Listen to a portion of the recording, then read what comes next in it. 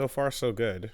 However, seconds before I hit the button, there was the sound of a drill somewhere in the distance. I heard also a thump of a footstep. Oh, there will be many thumped footsteps happening as people do what they do. Construction on the walls, around us, beneath us, like witch walking, on the sides of the buildings. It's crazy. Construction is taking it to the next level with new surfaces that previously could not be put under construction. Montreal finds a way. I feel like it's kind of hilarious how this podcast can never escape construction noises. Not at con settings, not in our own homes. Nope. There is nothing to be done about Montreal will attack you with construction. Just when one day of travel delay was enough, we have to find more reasons. And of course, I described them not unlike summon swords, Yes. summon jackhammers, just floating around and just, when he puts the formation changes. Yeah, I saw a friend of the podcast, Raelith, create a Virgil with a hard hat with floating blue summon jackhammers. That is correct. So, but it got you some time to recuperate after evolution. 2019, that is true. Recuperation was necessary, as usual. But it was a good time. Back from Vegas. How's Vegas? Vegas was fun. It was the usual. Yeah. Vegas was, more importantly, it was the first time for a lot of people that were not familiar with Evo, including some people that were from the Discord and some fun folks that we met up with. And I brought Reggie along with. He hasn't been to Evo in a while. Mm-hmm. So the new version of it taking place in Mandalay Bay is very different experience from usual. So I guess anyone tuning in, this is going to be an Evo cast in the sense that I went to the fighting game place and then a lot of fighting game things happened and a lot of news happened about fighting games. Yes. So that will be me talking about them for a lot of this episode. Okay. Unless you can start with. Yeah, we should start with me. Fire Emblem Three Houses is really good. I'm trying to recruit all the kids at school into my team. And Felix is a goddamn Virgil Edgelord. It's a good game. You should play it. That was my week. Yeah, I'm catching edits of can you believe this shit conversations with Fire Emblem characters replacing the insane people on the chats. The main thing is that it was like this before, but now it's been expanded, and it's what if every character that was an S-Link in Persona had S-Links with every other character that was an S-Link? Oh, wow. It has the other characters' relationship charts. You have A to S. You have C, B, A, and S, if whatever. And every single other character that you can have a relationship with of any kind has at least up to B with every single other character. And can you change those? Change them how? Or does the relationship between NPC A and NPC B change according to your actions? Yeah. Okay. Whether or not you tutor them together or they fight next to each other in battle. Really complicated. So there is, I think, 34 of them.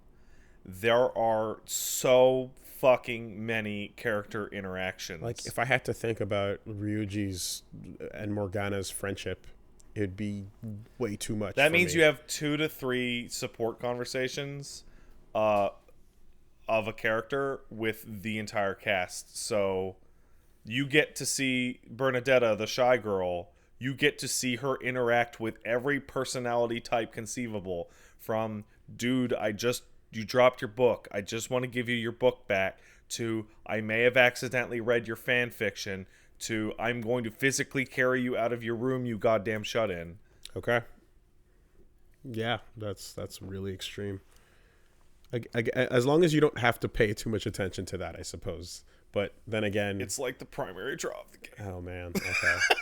And it's all voice acted. No, I don't mind like the stuff that's between you, the player, and the characters is like not what I'm talking about. I specifically mean the second layer that is. The second layer is better than the first layer. Oh yeah, because your character has no emotes, like emoting. Your character's like a weird slice of pasta. Okay. But everything else is voice acted, which like everything in that game is voice acted. There are like 10 times as many S-Link style conversations, and they're all voice acted entirely in both languages. I know that the way the Persona series Excuse me. Tried to have those moments occur is random chance of running into X friend on your date with Y, and then you get a little interaction moment there between them, and that's pretty much it. But like they realized the gargantuan task that is like the full relationship chart, the amount and trying to create content for every single line on that chart. The amount of social engineering, like dating sim stuff in this game, is more than anything I have ever played. And I think probably there's tons of mechanics. There's eating with them, there's teaching them, there's seminars, there's battle mechanics, there's mission whatever. But there's one that's really simple that I think sums it up. Where there's an advice box that you can go and answer questions. Like, it's an anonymous advice box, right? That people want, hey, like I remember some of my professors had stuff like that in CEGEP, where particularly my human sexualities professor, he's like, I know you guys have a lot of uncomfortable questions about your boners, so you put it in here. I'm going to read it. You answer the question, right? So you go to the advice box. My dad actually did that. It was really just you go to the advice box, and it gives you a question about what's a good one.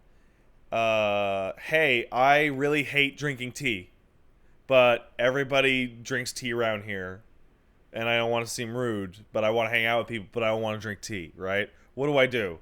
And there's your three options, like just wait for it to cool down, or just have something, whatever, right?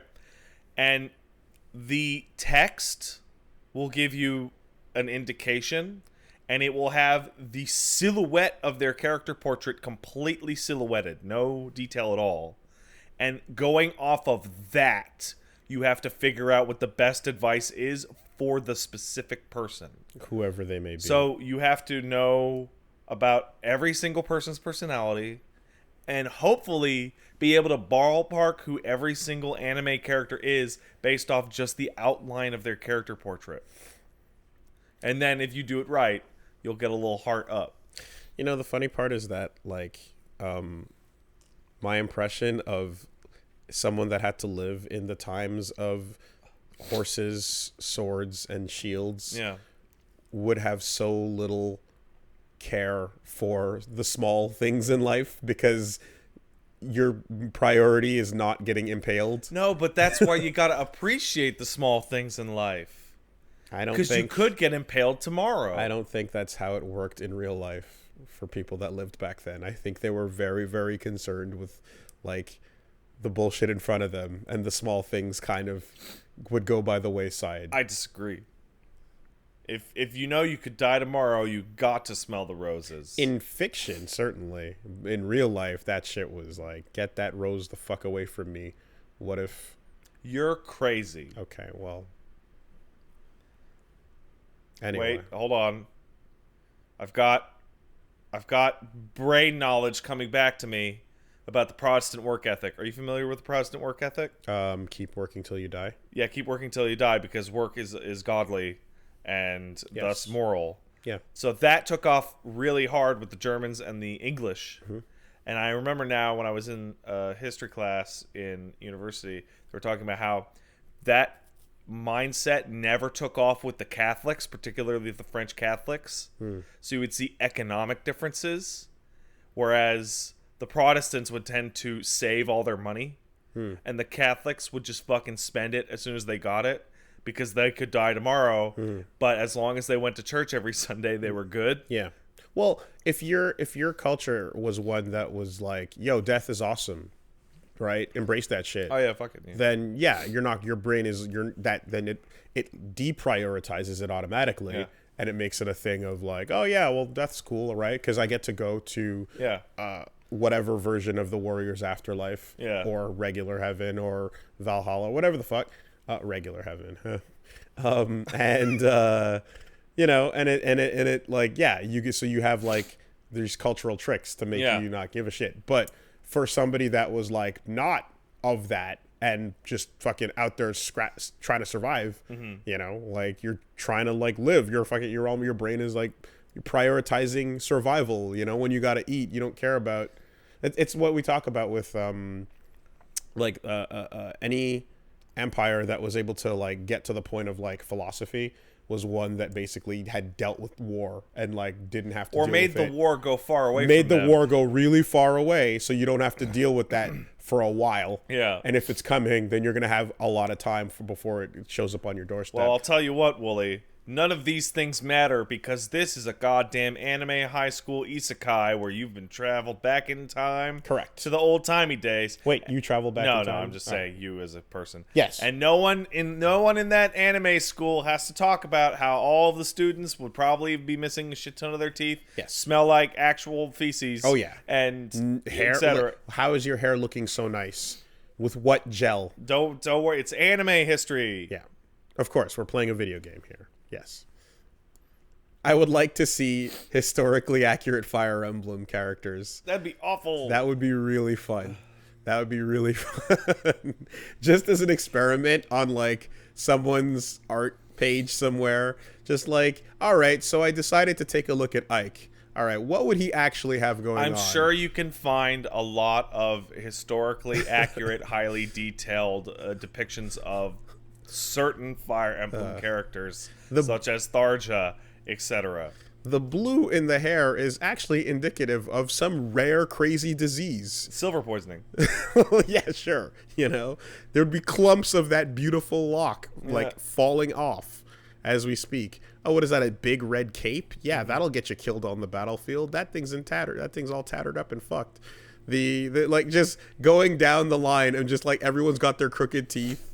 Someone's got a fucking, like, yeah, anyway, yeah. And the other thing is the old people were actually quite small. Like, very small. Yes, that too. Which is one of the weirdest things I've ever heard in my life. Actually, what I really love is I got a Collector Samurai Showdown box, and they had, like, the character concept art, and when you look at the concept art for all the characters in Sam Show, they're all incredibly tiny. Like, short proportioned people. And I'm like, I don't know what the profile is on how tall Haomaru is, but it looks like he might be like 5'4", you know? Yeah. And I'm like, yeah, that's... In history, people were small. That, you know, I doubt that's what the thought process was, but it would be interesting if they took that into account, because a lot of the characters look really short. Ancient history is the story of people who were pat-sized. Think about that shit, weirdos. So whenever you see, like... It's probably why horses and fucking elephants and shit are drawn, like, so fucking gigantic in ancient art. Because they were. Yeah, and when you see, like, like the guy from Bebop, I forget whether his name was Kareem or Abdul, but the point remains. The guy from, like... His name was Kareem. My brain just said, oh, it's Kareem Abdul-Jabbar. Yeah, it's one of those two names, but whatever. Like, no, the dude from Stray Dogs Strut. I think it was Abdul, maybe. Yeah, and it's like, oh, was he, like, 5'11"? That's crazy. You know? That's insane. Yeah. But yeah, I played a bunch of Fire Emblem. It's a good Cool. game. Eager to get home and watch the new fucking Red Letter Media with Peach. Because, oh boy. You see who their guest is this week? Is it Macaulay Culkin again? No. It's a different guest. It's very exciting. I won't spoil it for anybody who doesn't know. Cool. It's gonna be good. Okay. Well. Oh, and if you want to see me play video games, to twitch.tv/angriestpet. I play video games. Yeah. Oh, you know what? I do have one minor thing. I'm going back through FF7. That game's pacing is incredible. It's incredible. One stream was everything to Wall Market. The next stream was Shinra HQ all the way to out the door. Like every hour there is a new little adventure or side thing. That game's awesome. Any changes to the things or predictions you made when we talked about the remake last? End of that game is going to be the fucking highway chase. 100%. 100. Like, there's no way you're leaving Midgar in that remake. I guess I meant more so the sequels, but yeah. The pacing of the sequels. The sequels? Of everything after the Midgar chapter. Do you remember when we talked... Do you mean FF8? Or do you mean... Are we talking about FF7? Yeah. Remember when we talked about where we thought the remake would start and end? The remake... Yeah, no. Well, so far I'm just out of Midgar. Okay. So part 1 will be Midgar, for sure. Of course, yes. But I just mean like... okay, you didn't get past that point. Yeah. Okay, fine. Right. So, yeah. Started the week off playing 1980X. Which I don't know what the fuck that is a really, really beautiful police not sprite quality inspired. Oh, that's what I've been seeing show up on the fucking feed. All right. Very, very short, but great game. It was pretty much I want to say it was a like, hey man, remember the 80s? You remember that? Like I do. It was that sort of Ready Player One like thesis statement, except without being so like it evoked the feeling rather than getting the brands. It makes you like, it brings it out and it goes, hey man, remember the 80s? They were great. Look at these cool games. And you're like, and in Ready Player One, it's just like, dude, remember? And you're like, yeah. And you're like, what else? You're like, well, I don't know. Just did you remember it though? Yeah. You know, and in this case, it was like, it's still that, but it's like, the difference here is basically like, it's still like overly sincere, I guess, is the term you would use sometimes. But in 1980X, it's really enjoyable. What it is you're this kid and you're going through a couple of different arcade games, different genres, right? And they're all throw ups to classic things, and it's narrated by the kid talking about basically these worlds that you would enter, and you know, like how the coolest people would be in these arcades, and they were like the counterculture, you know, like the outside wasn't for them. We had our own thing going, and it's that vibe. And so you're like, I'm not going fuck off, Ready Player One kid, right? Okay. But I am going like, I agree with you, but you're going in way too hard on this, right? You're 2 seconds away from saying gamers rise up. Yeah. And then floating through a skylight. And I think you kind of just need to chill a little bit. Yeah, these things are cool. These games are cool. This world is fun. Yeah. You don't need to overly romanticize this the way you're doing it, right? Or you can, but let it do so with the visual. Yeah. Your words are pulling me further than I want to go. Yeah. You know, I'm looking at it going like, man, yeah, that shit was great. And you're going, it was the best thing ever made. And I'm like, well, I'm not there. There will never be another time like that time. You know? And like, yeah. So I just, that's the one thing is like, if you like putting a voice to that of like just how awesome it was like, all right. But it was still very good and still super worth it. It's about an hour long tops, honestly. Oh, that's short. Very short experience. But like really just it is almost like a interactive movie thing, you know, in a way.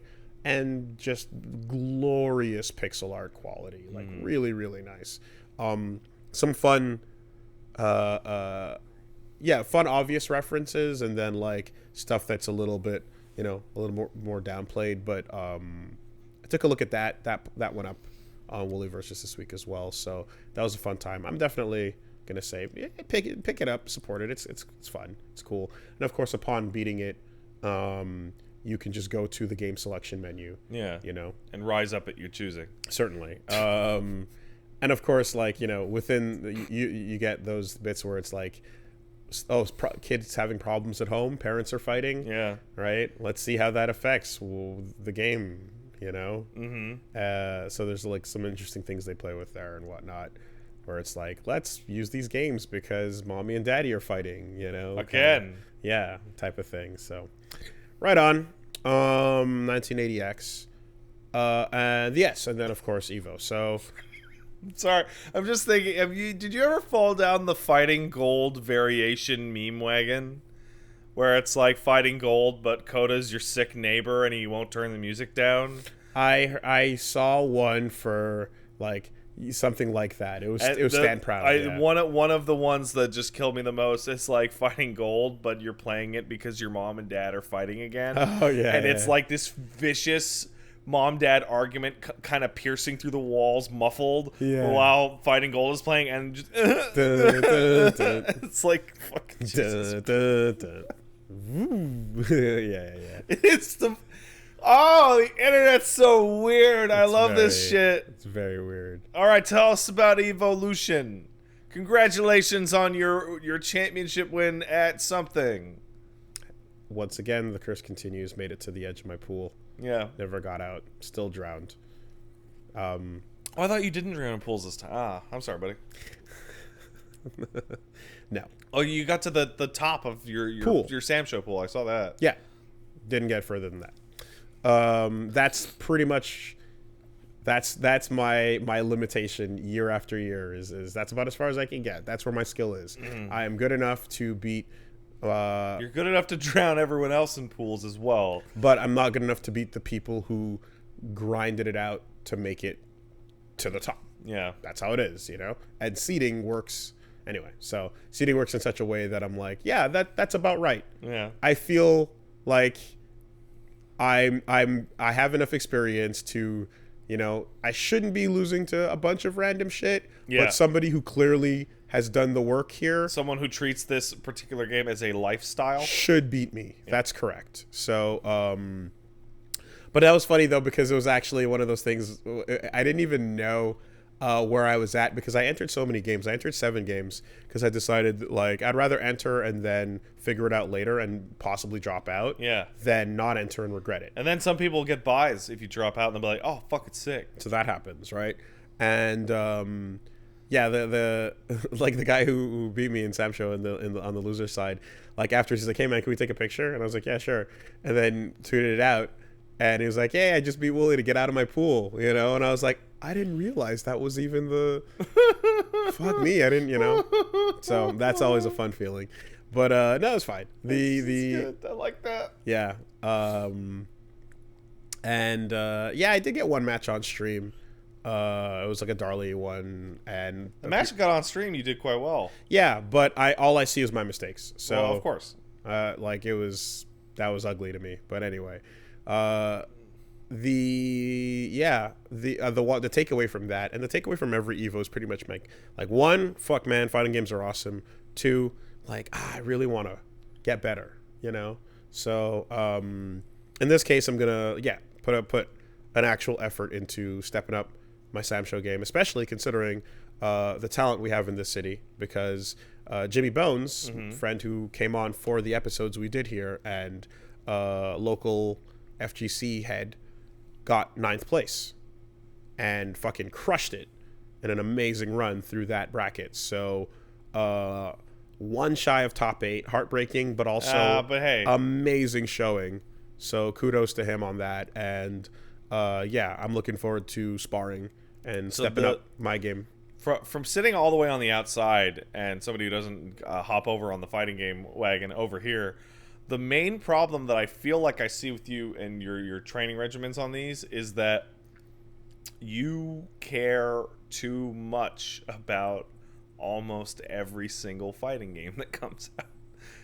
You every Evo that I can remember, I like them. You'll have really gravitated towards a game, and then you'll have done pretty well at it at Evo. I'm gonna focus on this one, and then 7 or 8 come out like right away, and you're like, oh, I love them all. Yeah. And I always, so what I want is, here's the basic deal, right? In every game that I care about, I just want to have a character and a bread and butter. Yeah. Right? So I don't want to get caught in a situation, because it happens really frequently, and like especially these days, where someone somewhere at some event is like, dude, come see me in this thing, and I'm like, I don't know anything about that thing. Yeah. And we can play it, but it's not going to be very fun, you know? Yeah. I'd rather be like, okay, I've got one character that I kind of know how to use, Yeah. and I don't know anything else about the game, but I can have some fun and play with you with that,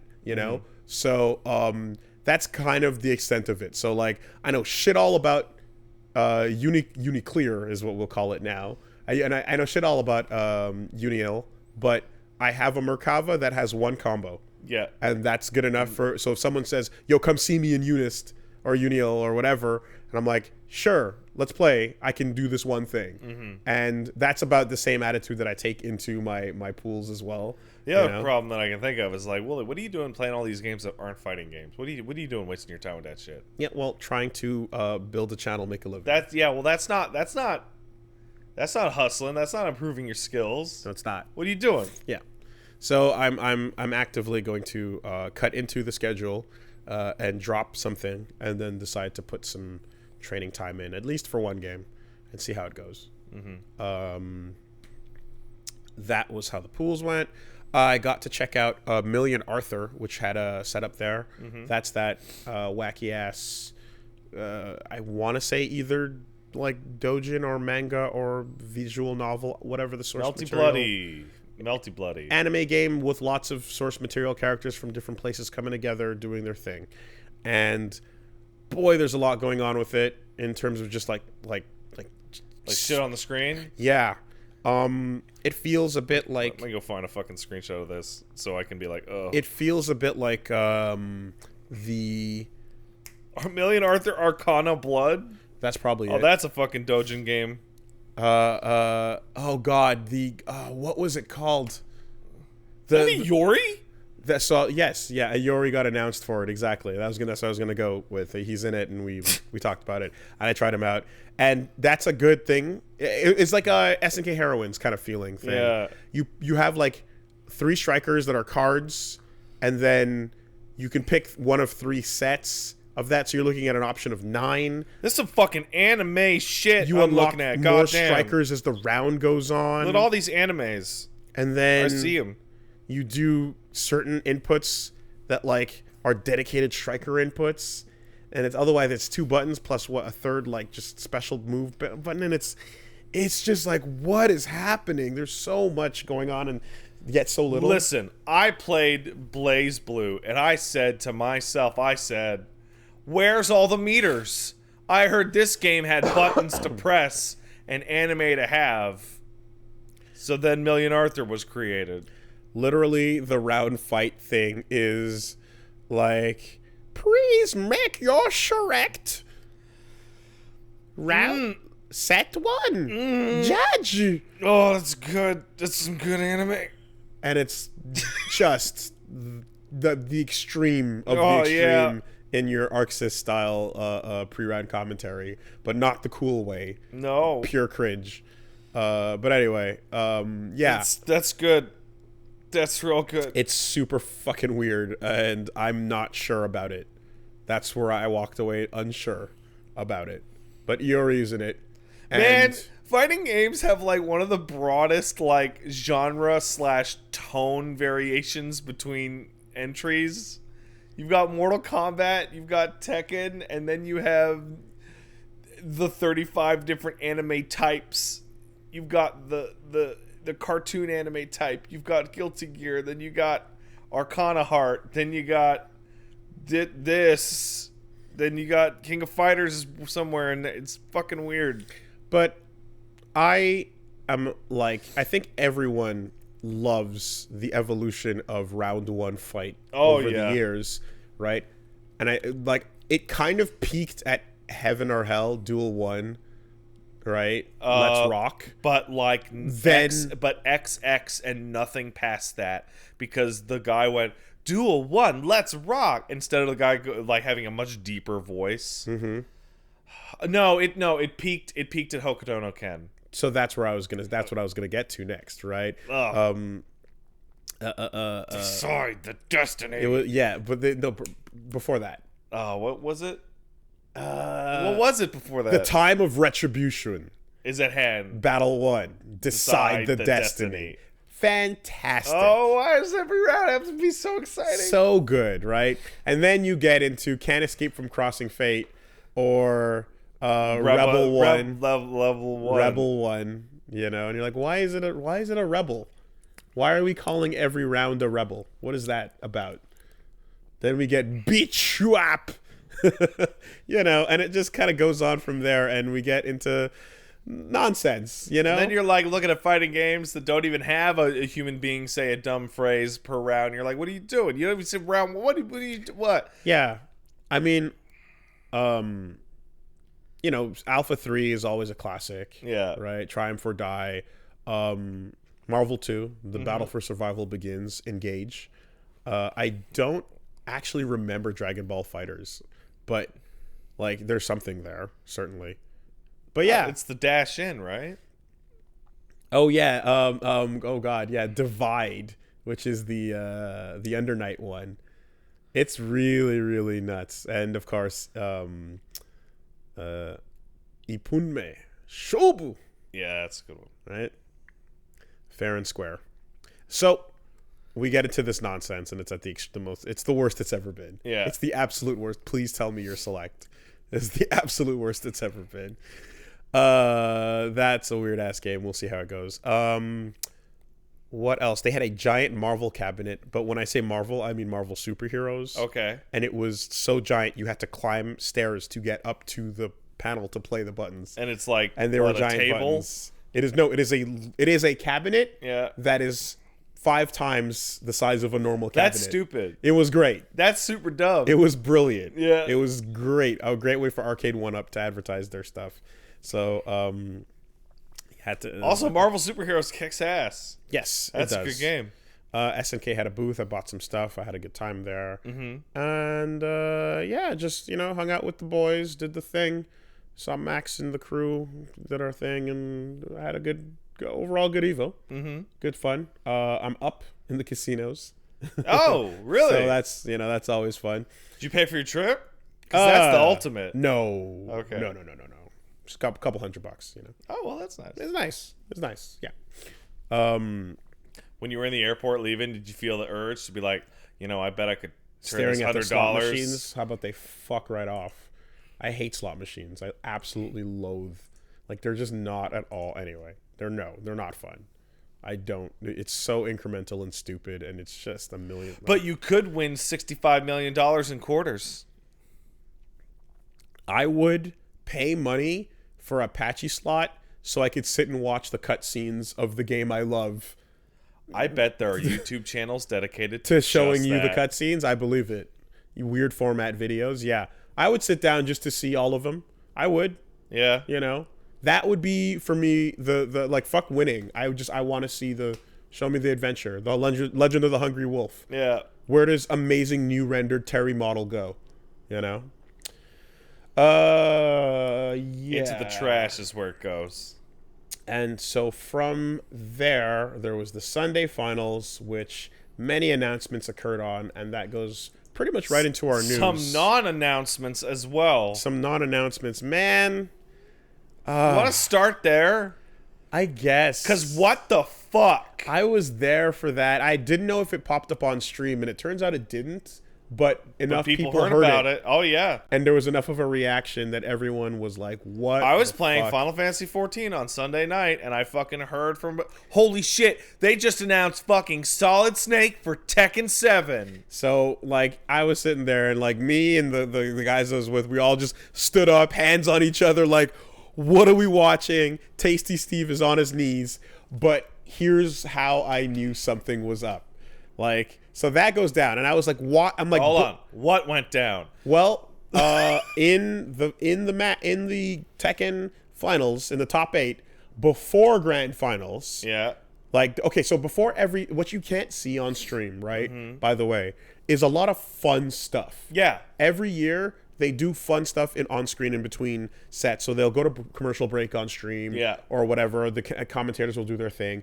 Meanwhile, in house, it'll be like Tasty Steve or like Yipes and Lee Chung and Li Joe on the mic, and they do things like you see like someone start like a little bit a classic round of a fighting game, and then someone gets touched, and then it pauses and it goes, will it kill? Yes or no? And you got to vote on like, that's fun. You know, and then you see like old school fucking Street Fighter where like you're just like, oh my god, I forgot how much damage that was, right? It's so bad. Or like Bison in CVS 2 like activates his fucking S-groove. Yeah. And Cammy's in the corner. Will it kill? Of course it will. Yeah. Paint the fence. You know? So it was really, really fun to just participate in those little things, right? So here's one of those moments where you heard dillit, dillit, dillit, dillit, and then it cuts to an MGS1 screen. Yeah. And Snake is talking to Harada, and he goes, boy, this is Snake. This is some good ass Tekken. Yeah. And then it goes away. And good ass Tekken has become like the running gag, right? Yeah. So everyone completely loses their shit. Yeah. Because they're like, what the fuck are we doing here? That was literally just meant to be a cute thing. In fact, like someone said it was someone even mentioned that like it was a Markman stream notification type of thing. Yeah. And it was clearly like David Hayter's voice like used in Cameo. Yeah. Because you can just get him to do things if you pay for it. Yeah. On this layout, you know? But they played it as like, I guess they thought it was just going to be a fun little gag. But not you played realizing, it right before Grand Finals, which felt... Not realizing that tensions are as high as ever for new announcements. Everyone is excited for anything to happen. And also belief is high. Because you dropped Negan last year. Yeah. So in a world where The Walking Dead can walk right into Tekken, why not an actual video game character, right? So that's going down. And from the place I'm sitting, the booth with the Namco everything is happening, and I can see Harada right there in the corner, and that goes down, and we're all like, what? And I'm like, that motherfucker, he's right there. I see him, and he's not moving, right? And he's just sitting there, and like, I'm like, no reaction whatsoever. And then after, like, there's like a pause where the whole stream doesn't resume for a while because everyone's going like, yeah. And then he pulls out his phone. Yeah. And gets on it. And then he starts and then leans away, you know? And I'm staring at the screen to see what's happening, but I'm staring at him as well. And then eventually some people come and then they stand up and they have a little and then the whole group moves out of the room. And I'm like, that was not supposed to happen. I think the official notice from Bandai Namco and Harada is that we are very disappointed and did not sign off on that. Yes. Which is a very polite way to say what I'm going to infer is they're fucking super pissed. He's very upset. David Hayter was a lot clearer on Twitter going, you didn't ask me to use my voice for your dumb prank. Don't do that. Again, in the context of a cameo recording, it's a much smaller scale production, but for a large production such as Evo, So, but also, David Hayter's not allowed to be Solid Snake without Konami's permission. Right. So, like, he could have also gotten in trouble if Konami thought he recorded lines for Solid, like promoting other games is what he said. Yeah, but ultimately, it was just extremely poorly thought out because it's like, how did you not think that everyone would think it was real? Would think you were just about to announce a character in the game. Yeah. Right? And furthermore, by the time that set concluded and everyone was sitting around, I had already constructed a move list in my brain as well as everybody because I was sitting there next to True Underdog Gaming, shout out to them, and and Simmons and stuff, and I'm just sitting there and we're all like, okay, so CQC, he lays mines, right? Dragunov style military shit. Yeah. Like, what are you doing? You're creating an idea that no matter what they announce, everyone's gonna get disappointed. Good job, Zafina.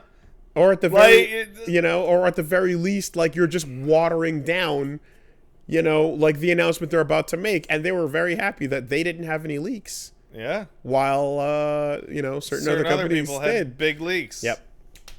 Anyway, so, oh yeah, and like, God, Austin went up beforehand and introduced him, and that was funny too because there was bar fights the night before, and we were basically we were looking at like what events to set up, and so they had like a Mike Ross versus like the world in Street Fighter 4 and like a crazy Marvel 2 set, and somewhere in there was like a booked event for like me versus Austin to play like Puzzle Fighter and then like Street Fighter 4 or something. Okay. And it was just like, it was one of those bits where it's just like, as time was going on, it was like, you know what? This is not the right time. Some insanely hype Marvel just went down, and some insanely hype like stuff with Mike Ross is about to go down. We would 100% kill the vibe with our dumb shit on stage. So that was just axed. That was Hot, probably quick. for the best. Yep.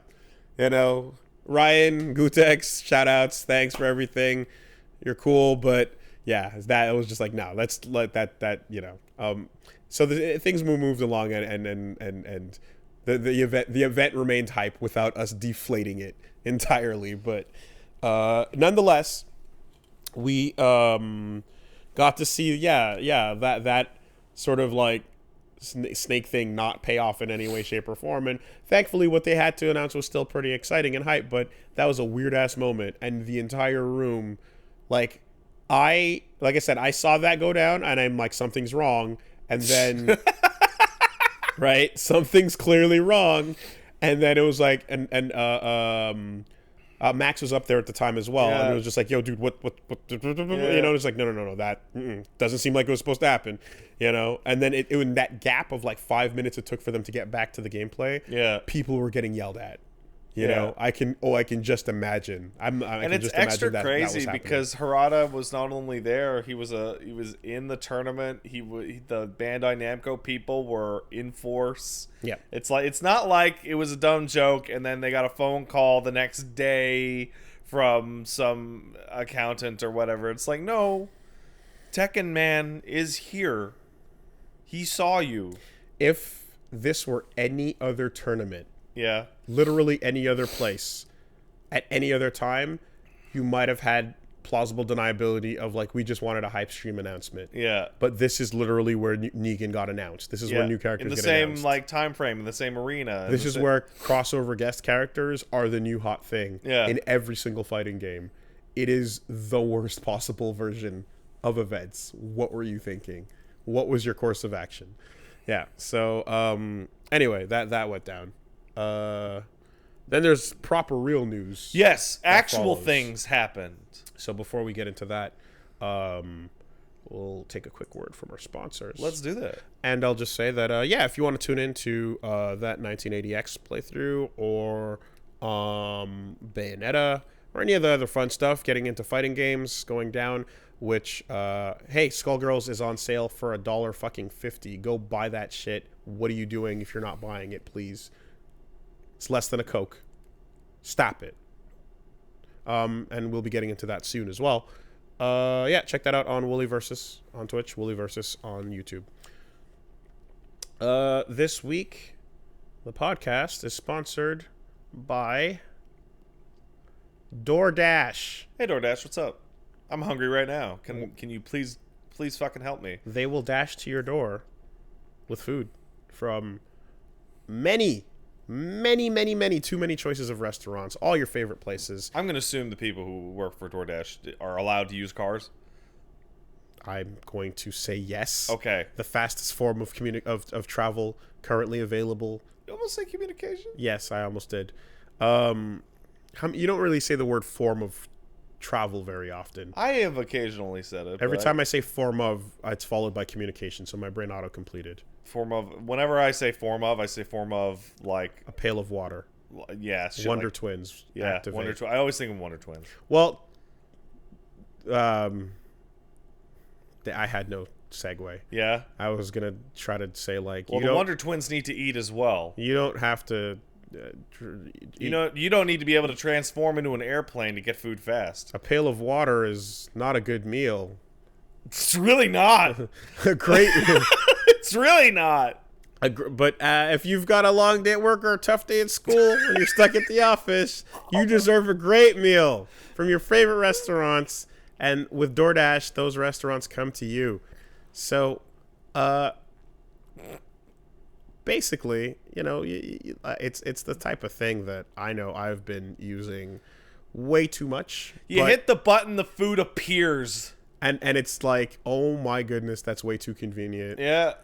My life is I'm saving time by shaving time off by getting food to come, so I don't have to think about food until bam, it exists. Oh, look, a food. And I can spend more time doing literally nothing. Anything else. Just sitting there, slapping your belly, go contemplating my existence, and then bam, food. How am I supposed to do that when I'm like slaving over a kitchen when I'm tired? I don't want that. You'll light your hair on fire. That's not good. There you go. DoorDash is easy. Just use the DoorDash app. Choose what you want to eat, and a Dasher will bring it to you anywhere you are. A Dasher. I like that. It's like an assist. Right? Not only is that burger place you love on DoorDash already, but over 310,000 other amazing restaurants are. Can you even think of that many restaurants? No, anything over 1,000 becomes a weird nonsense number in human mind. Exactly. So almost infinite. Yeah. Might as well be, even Might though as well. It's not infinite. That's not the number. DoorDash connects you to your door-to-door delivery. It's in over 3,300 cities in all 50 states and Canada. So, get your favorite chains in there. Chipotle, Wendy's, Chick-fil-A, and Cheesecake Factory are choices that you can make. And if you know the deal, you know that can be... It's extra useful to get Cheesecake Factory food delivered, so that means you're, like, closer to safety. In Vegas at Evo, I took Reggie to the Cheesecake Factory as a sign of, like, you got to realize how good this is. Uh-huh. And we had to drive 10 minutes away to the Strip, walk through Caesar's Palace all the way to the back to the malls, walk left next to the big statue, and then get in. It was really far away, but we did it because the food was that good. If I didn't have to do that distance, this would be very bad because I would do it all the time. Yeah. But by bad, I mean good. But by good, you mean bad for you. It would be incredible. Right now, our listeners can get $5 off their first order of $15 or more when you download the DoorDash app and enter the promo code CASTLE. That's $5 off your first order when you download the DoorDash app and from the App Store and enter the promo code CASTLE. Again, promo code CASTLE for $5 off your first order from DoorDash. Thanks, DoorDash. Thank you, DoorDash. Appreciate it. Someone shows up and you be like, yo, you're a Dasher. And they're like, yeah. They got that little headband that running people have. Yes. Naruto running. With your food safely stored. And they're an alien. Naruto running...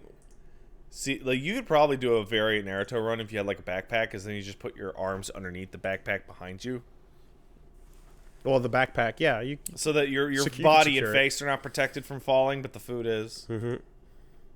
I did tell the story years ago, so there may be a lot of new people that were not around that time, but there was a martial arts club back in the college we went to, and there was a dude who was a boxer and did get challenged by another dude who said that he knew ninjutsu. Uh-huh. And is that Crazy Alex? Or was that a different ninjutsu man? No, this is a different ninjutsu man. Okay. Because Crazy Alex was just like... Crazy Alex told people he was a ninja. Yeah, and he'd dress up like it, and he jumped inside of the middle of like gym classes and acted the fool. But he was just... It was funny. Just a dumbass. Yeah. This was a guy that actually said that he practiced and learned. And as he went up against the boxer in the club, who was like, all right, we're doing this, I guess, sure. And as the round starts, he puts his hands behind him and does a full-on Naruto run. Pre-Naruto run meme, by the way. Yeah. This is before Naruto running caught on as a thing that the average person was aware of. This was pure, I doubt that the average person is still aware of it. well, now that Fox News is explaining to you what it is, you're right. they are aware of what it is. Oh man. But this was pre-dub, Yeah. right? This was back when you were still Person going was a real true believer. subs only, and he ran with his head forward, his head down, and his hands behind his back, and he looked cool for that 1 second before a hook connected with his face, and that was the end of that. And it was just, you know, it's one thing to, a lot of weird, like, anime club type people show up and just start lying about everything. That's right. And I'd get to meet these people and interpret very quickly what the deal was, right? Yeah. Whole lot of people that lie a lot. Yeah. met through those places. Because they want anime to be real. So I got really good at detecting, you know, that bullshit. And not many of them follow through with it to the point where they actually let the bell ring. Because it's like, oh, you're not lying. You believe. Yeah, he believed it. So I guess, you know, Yep. That's a whole not a different liar. level. A whole different level. Yep. Anyways. So, let's... Oh, yeah, he believed it. You guys are right. Yeah. That's That was before Believe It. That's the joke. That's before Believe It. That was back when it was Date Bayo. Which I still don't know what that means. It's just Date with an added ending for flair. Okay. Customized, because you can do that. All right. You know, Kakashi has one too, but it doesn't really work in English, so there's nothing to it. Oh, yeah. But in Japanese, Kakashi has a specific ending, things that he uses on his sentence. Yeah. Japanese. That's fine, Bear. Yeah. Sure thing, Ribbit. Oh, it's the worst. It's so bad. It's so bad. Whatever when you it's say, the Ribbit. animal people. Yeah. Technically, Jotaro doing Daze is also... Well. Yeah. That's it too, right? But that's just Charlie Brown. Sure. Yeah. He's trying to kick that football, but somebody keeps time stopping it and taking the football away. Yeah, people are wondering what Kakashi's was. It was Degozaru, if you go back to that. Anyways, announcements for fighting games. All right. There were a lot of them you might have missed. Wooly formed some form of pact with something. We're not there yet. Oh, we're not there yet? Because shit got announced on Saturday, because if you remember, there were some top 8s that went down before the Sunday finals. I don't even remember. Exactly. So let's take it from the top. All right, let's do it. So, first thing of significance that got announced, and it's really just a soft confirmation in the form of interview, was when on stream the Cannons did confirm that Riot Games is in fact working on a fighting game via the purchased Radiant. Yeah. So the guys that made Rising Thunder and everything continue to work on a property. Yeah. So rumors of its demise are unfounded and thus defeated. They're working on something confirmed. I think the way I saw it was an article that was like the worst kept secret in fighting games. Yes. It's like, yes, I had assumed they were still working on it. I heard they weren't. Oh yeah? Yeah. I heard they weren't from some different places, and then I was like, oh, that fucking sucks because they acquired them. So what happened? But turns out it's actually happening. That sounds like they made a restarted development. And hooray for untrue rumors being untrue. Like that one I saved to my phone that we were reading through. By the way, before Reggie showed me this rumor list, right, from a 4chan post, and I'm like, this. He's like, it sounds like it could be legit. I'm looking through, and I'm like, okay, there's some things here that sound a little bit sane. And then it goes into Kazuma Kiryu for Tekken, and I'm like, this is no, it's not real. No, you're showing off. Like, it's not impossible, but we're getting into that wankery territory Yeah. that we get to when someone puts Gino on a fucking list, Yeah, right? every time. And then I go Every down list it, that ever had Gino on it got and then ruined. it says like Sarabella for Uniclear. Shut up. Shut And the I'm fuck like, up. what are you doing, right? What are you doing? And then the last thing I'm like, this is fucking nonsense. Like, dude, like I was like, it's approaching the Gino level, right? And then the last thing on the list is Gino trailer revealed for Smash. Of course, And I'm like, of into course. the trash this goes. Yeah. Right? But I'm gonna save this so that I can show it to you and point out how bullshit it was when we confirm that none of this is real. Yeah. Because the fun thing for leakers is they get to make a leak list, bullshit it, and then when the announcements come, everyone's too excited about the real announcement to remember the bullshit one. Yeah. So you never have any sort of payoff, or not payoff. You never have any comeuppance for just writing bullshit. It's just that kid that came in and said, "Oh man, my dad works at Capcom and he saw the new characters and blah, blah, blah, blah, blah." And then a new game comes out and you're too busy talking about the new shit that's confirmed to think about the stupid kid that lied. Yeah. You know, Except that kid in the old days had a name. Now it's everybody leaks anonymously. Basically, you knew not to listen to him ever again, like the guy from the same Club Spaces that said that he knew the plot to MGS3 before it came out, and that it would consist of Raiden protecting a baby. Yeah. And from the Patriots and whatever. And listen, man, the way he knows is because Konami employees, specifically from Koji team, came to our college and worked to learn English here in Montreal, Quebec. Yes. They came to a French city to learn English. God bless, man. Listen, dude. If your life is so empty that you have to... He got into talking to them at the racetrack when they were taking the photo of him to be on the cover of that racing magazine. Not that person. Not that That's liar. a different person? Complete different liar. Get the fuck out. Completely different liar. What's up with that fucking Club Space? Dude, like, the one that did the Naruto running and the one I'm describing now are not the liars you're thinking of. Oh my god. When I say plural, I mean plural. I'm hearing at least 4 different people in my mind now then. Plural. Wow. A lot of people show up. What's up with anime? People show up to anime clubs, and I guess they think the way to impress everybody is by like having info that no one else has because you become more important. So then they start buying into bullshit, and then they have no way of backing it up because the future will prove you're a liar, but they didn't think it through that far. So then they just go with the bad plan. Don't go with the bad plan. Tell the truth. Anyway, so yeah, the end of that fucking list being Gino, by the way. Every time. Is like, all right, well, we're done with you. So, anyways, Riot confirms. And now, whether or not that is going to be League of Fighters, we will see. But goddamn, I hope it is. Might be its own thing. It might be. It might be. Yeah. But would you not want the infinite cash money dollars that comes from a League of Legends characters fighting game? No, right. Infinite money dollars are going to be spent on this regardless of anything. True. Now, before Overwatch was announced as Overwatch, if you said like a new thing or Blizzard All-Stars, people would have went Blizzard All-Stars. It's what we know. The irony there is pretty telling. Yeah.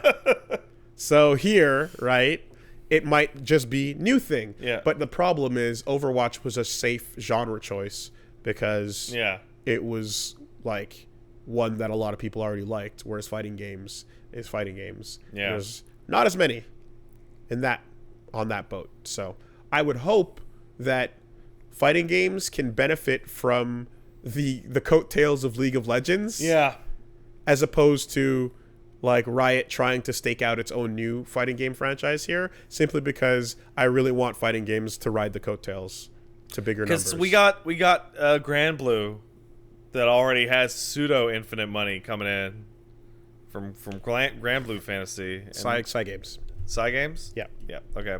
And then we got fucking we got this thing that's got that Riot money, that bad employee treatment money. That's good money. Well, Radiant is a different company that's inside of them now. Here's hoping. Here's hoping they aren't being Tetsuo'd right now. Next, Arc Sys came out and revealed at the top 8 for Dragon Ball Fighters that Janemba was coming. Yep. So the leak was real. Yep. Xbox leaked this like 6 months ago. They super fucked up. They showed a trailer, and the trailer also ended with a movie Blue Gogeta trailer. Yeah. So cool. Whatever. We talked enough about the roster choices and the Goku problem, but it is cool to see that. Janemba's a good pick. It's among my favorites to pick. If you weren't already ignoring the Saiyan girls. Did you see the addendum thread somebody made about how many Gokus there are? There are like 35. Because we forgot about Kaioken. We forgot about the various intermediate states of Super Saiyan. Kaioken and Super Saiyan 1.5 and 2.5. Yeah, and all that crazy shit. They're buff muscles. They're like control. They're like 35. Sure. It's fucking stupid. Sure. That's just dumb. Still don't understand why nobody did the Mystic thing on anybody else. Just do the Mystic dance on everybody. They all get stronger for free. And then when they get stronger than that, do it again. It just takes time. Yeah. So Janemba, and then eventually the Broly at the end of that. Mm-hmm. Cross Tag Battle did its finals early in the morning, and they announced with their shout outs to Brooklyn, by the way, for getting I think 13th in that game. So that was pretty awesome as well. Like, he did really good. They announced Senran Kagura was joining. And the Blitz tank would be making its way in alongside the Mugen tank. Alongside Akatsuki. Akatsuki. So fun because it's the sprites from Unio. Yeah. But it's a guest character already. Yeah. So why not just take that and then bring in the fucking Blitz tank, which is the easiest character to make because it's a single 3D model with one rotating part. Yeah. What a good pick. So you want to represent Akatsuki Blitzkampf? You bring in Akatsuki and the Blitz tank. And the Blitz tank. Yeah. And we're done, right? That game looks like Mugen now. It is quite hilarious. It's not going to happen, but I really, really wish they brought in Fritz. That would make me so happy. Who knows? There's more characters coming. There's more characters coming, right? So the extra diamond joined the formation. The Senran Kagura girls are there as well. Who knows? Maybe Daidoji can show up. That'd be fun. Who the fuck knows? Right. Like, that's the girl Jotaro. Yeah. She's really cool. And then, of course, we have the finals of... Well, we're going with ArcSys, so then we have what we saw in the form of... Uniclear. That's right. Uniclear was announced. Yeah. What is that? Under Night in Birth EXE late CL-R. Okay, so it's just CL-R. Those aren't extra words. Uncle. Uncler. It's Uncle now. Uncler. Yep. That sounds fucking nefarious. Well, gonna go slap some Uncler. You want to play Uncler? No. Yeah, you do. Fuck no, I don't. I brought a setup. Nah.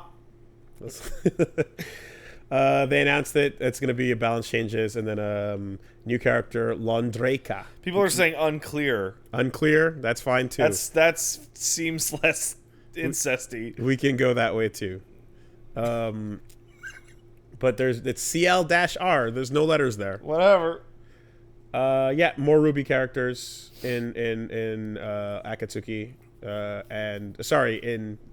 What the... More Ruby characters in BB Tag and new version of Under Night. It's so confusing. So there's that. I really appreciate that there's a lot of fighting games that have bizarre titles. The Unclears have made zero effort to clean up the name of their game at all, ever. French Bread loves stylistic English that has no meaning to it. No meaning. Right? None. It's almost Tolkien-esque.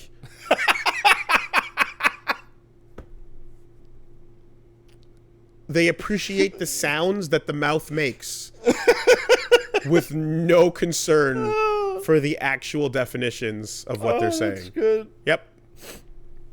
Oh, that's amazing. So then we got SNK at the Sam show. Well, here's the thing. So because Street Fighter was supposed to have their announcement, which was, of course, preempted before By the tournament. Valve. They had, the Steam accidentally leaked the fact that E Honda, Lucia, and Poison were joining the cast. Lucia, in particular, is fucking... I'm like, thumbs up on that pick. That's a fun one, because as a Capcom lore mark, I'm way into digging deep and pulling out someone from Final Fight 3. Uh-huh. That Final Fight love continues. Anytime they need a spot and they don't have one, Just go get Final Fight. just go grab a Final Fight character. Yeah. Not Hager. No. Not Hager, but grab another Final Fight. Yeah. And boy, are there, between Abigail and fucking Poison, and it just all in there, right? Like, we're getting the whole roster slowly but surely. Lucia in particular was was a great character. It wasn't Dean. No. Right? And nobody's thinking about or remembering Dean with his scrap dunk. No. But we do have a Burning Kick Lucia. New design, a little bit cool on it. Cop Girl looks alright, I guess, but I liked her older one. And It's like the Arlene Sorkin impression she's going with. massive Metro City accent. Metro City accent. Metro City. Yes. Not Brooklyn. Metro. Metro City accent.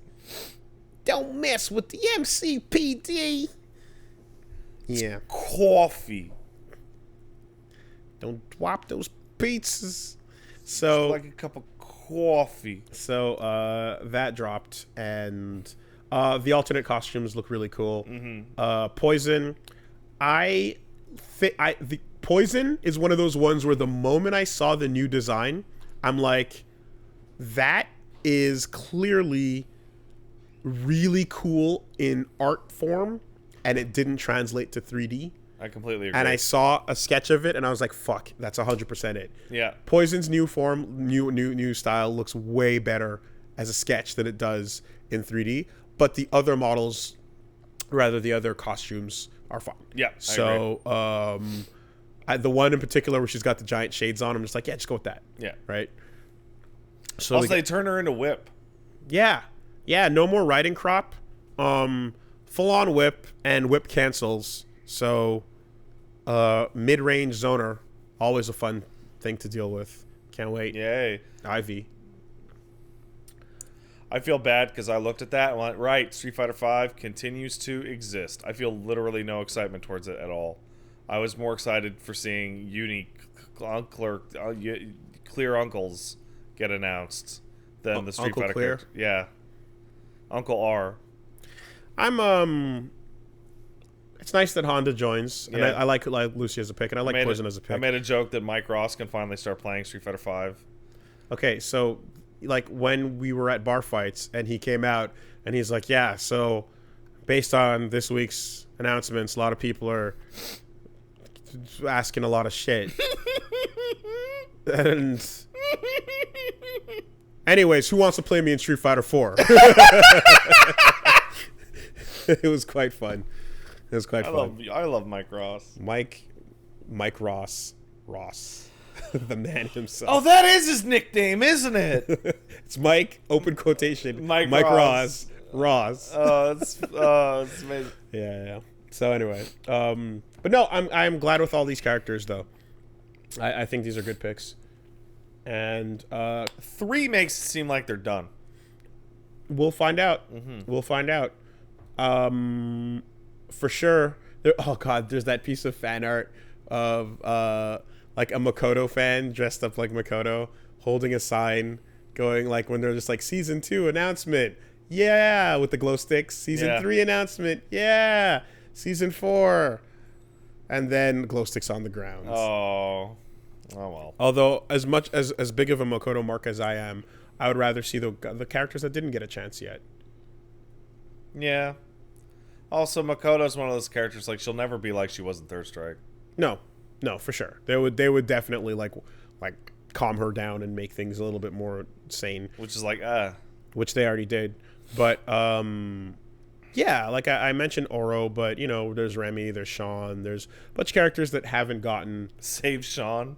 I said Sean. No, I'm just like, bring Sean in and save him from his current Sure. ignominious state. Yeah, let him get the good DP when he activates his V trigger. Oh man, That's it. That's it. He gets the good one. he's a trash character, but he gets V trigger really easily, and he's really good at V trigger. It's 1 bar. Yeah. So anyway, that's the Street Fighter stuff.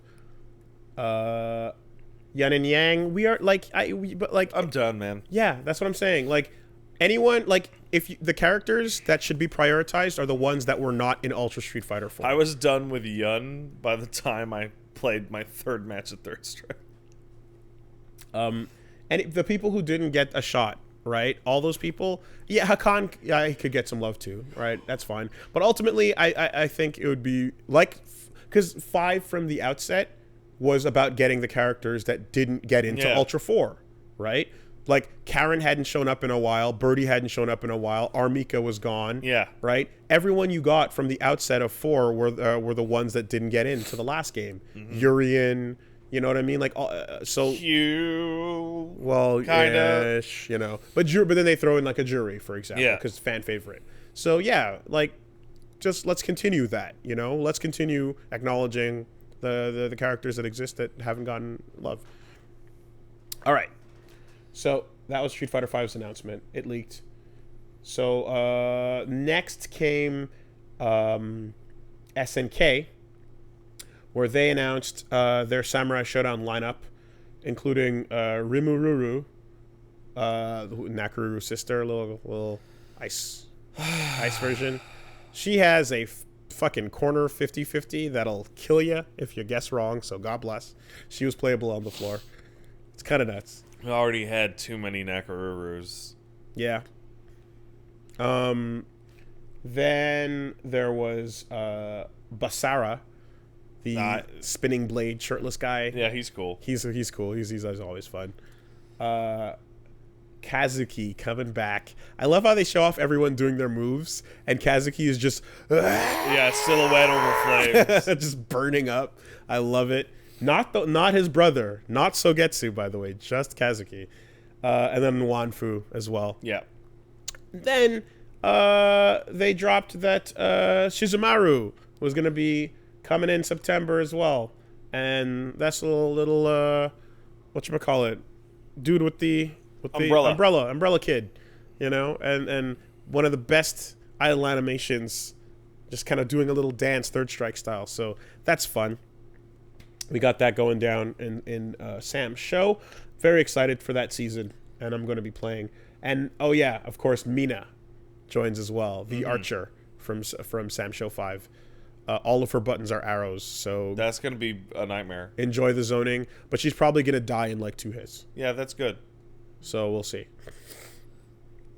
That was Sam's show. We also got a logo for King of Fighters 15. That's it, huh? Yep. They're making it. If it looks better than 14, which it most assuredly will, they will have fixed their issues. Yep. Agreed. Because Sam's show looks great. So there's that. I completely agree. Okay. So then we can jump ahead to Soul Calibur 6. They announced Cassandra, Yep. and of the returning characters, One of the few that was, like, missing. I'm like, but no, because Sophitia was there. They're different. I know. But, like, you say missing, but it's like, wouldn't they go with, like, the, like, Soul Calibur 1 roster, then, like, Soul Calibur 2, here and there, Yeah. kind of thing? She's from 2. Yeah. But yet no Rock. Still no Bang Rock Boo. was a palette swap. Cassandra was a legitimately different character. He's a different character. No, he's not nearly as different as Cassandra was to Sophia. I'm not an expert, so I couldn't tell you for sure, but I definitely can tell you that Rock and Astaroth were like Siegfried and Nightmare. They're different characters from each other. Yeah, I know. I don't like rock. I like Astaroth. Sure, but you're underselling how different they were from each other. Yeah, one was good and the other sucked. That's not the point. Is it? I'm not talking about good or bad. I'm talking about difference. Yeah. They were different. He was different. Therefore, bring him back. But you want to put good characters in your game. Why did you... That's not what I'm talking about. I'm not having that discussion. Cassandra's good. Okay, anyway. So Cassandra was announced. That's cool. And then they showed off the season, in which they also teased Hal Maru from fucking Sam Show joining that cast. So who from Soul Calibur gets to go live in fucking... Well, I don't know if that's going to be the way they do it. There's been no guests yet. Yeah. But I can't wait to see Mitsurugi and Hal Maru both going "Ura, ura, ura," with their spinning blades. Oh, yeah, totally. Or both of them doing this spinning weapon flip style, unblockable overhead slash. Or both of them doing the sword up, poke, poke, poke. Or both of them doing the forward slash, I hope that guess Hal what? Maru, They have the same moves. I hope that Hal Maru has different buttons that fit Samurai Showdown instead of Soul Calibur. I want Hal Maru to have a heavy slash button.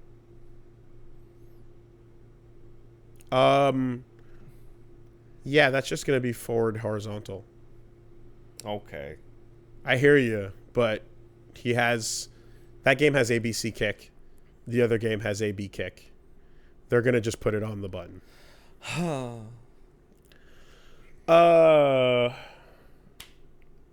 And then they announced that there's two more characters coming to the Soul Calibur 6 lineup. They weren't even planning on doing another season at all. Yeah. But the fan response pushed it, and it did good enough that Soul Calibur's good. Yeah, let's do it.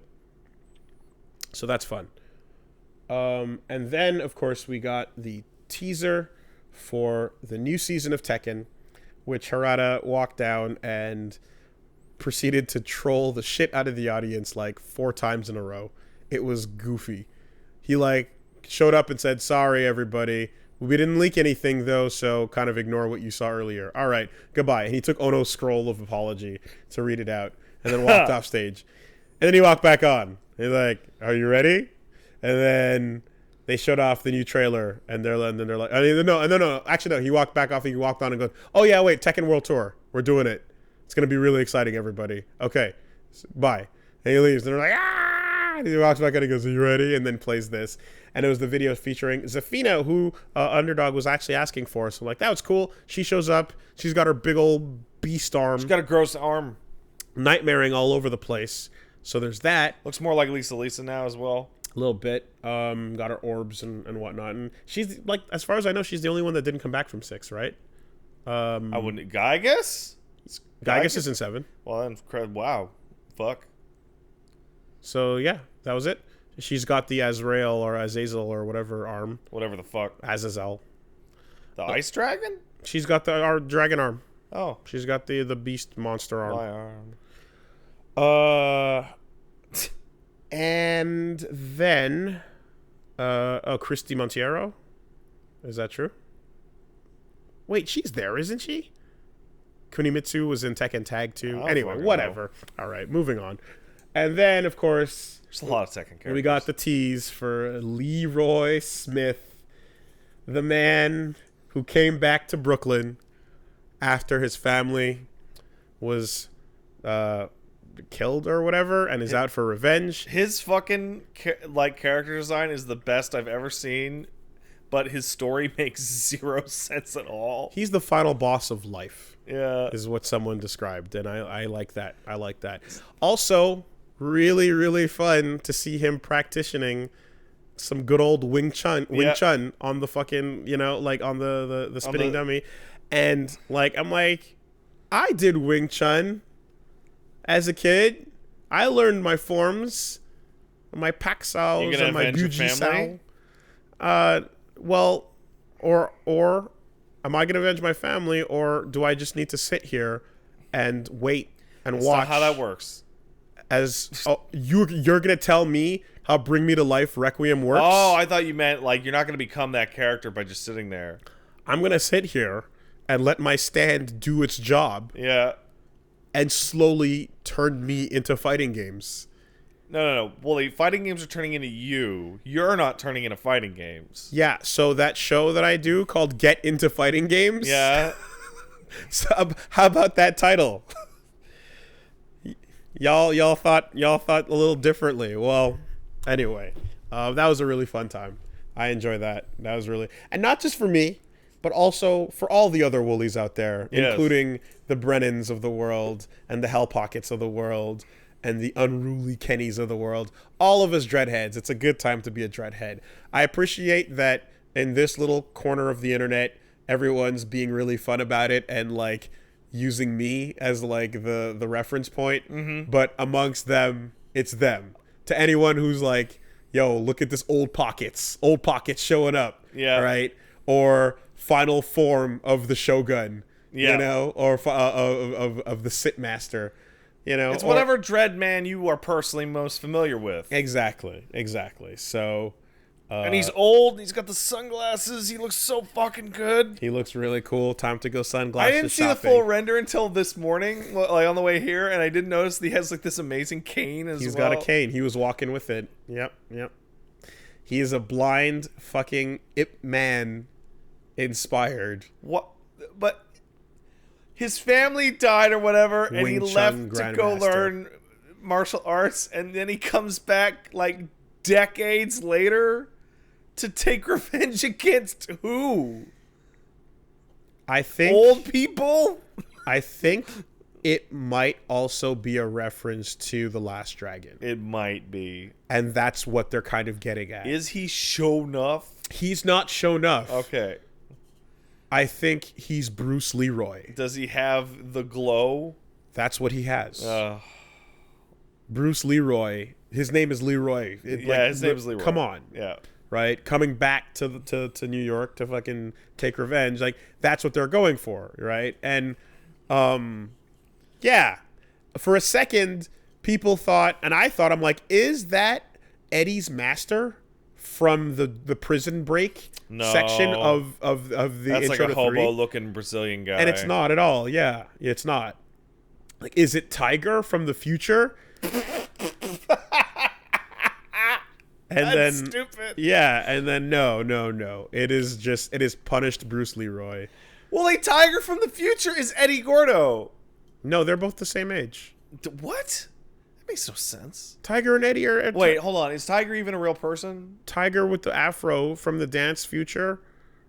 I'm saying I was like, what if Tiger came back in this form, you know? Wait, did you say the Dance Future? I did. Is that real? We don't need to... Okay. We don't talk about the Dance Future. All right, that's fine. So what we have here is now this fucking badass that immediately piqued the world's attention, and that's great. Of course, my phone was just on fire. Yeah. And as it should, because that's one of those things you have to embrace. And I pretty much told Reggie, I'm like, straight up, make it my epitaph, put it on my gravestone. I am fighting games on this day, you know, which spread far and wide enough that a bunch of people who have heard of me but don't know why I said that didn't get it and got really mad. Oh yeah? Because it's out of context. That seems like something like Sonic Fox should be shouting, for example. Or Low Tier God. Not some random fucking scrub from the internet, you know? So, yeah, but, you know, whatever. Enjoy that. That was a good time.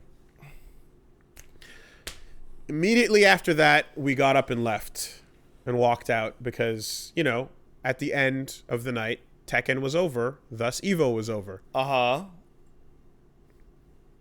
Right? Right. So we all left alongside a lot of people in the audience, and we're piling out. Yeah. And then we hear a stir, a commotion, and I'm like, what the fuck? And then someone's like, yo, pull your phone out. So I immediately load up on Twitch, and I see the Bandai Namco rep, and I'm like, oh my god. Earlier that day, when they showed off what the Arxis stuff. Yeah. When they showed off Blitztank and so on, they said we have one more announcement later in the night. Yeah. Stay tuned. This is that. So they're on stage and they're going like, cuts to the Guilty Gear trailer. That game is the most gorgeous thing. The most gorgeous thing to continue the Dragon Ball art style that I have ever seen. I'm glad Guilty Gear is continuing the Dragon Ball art style.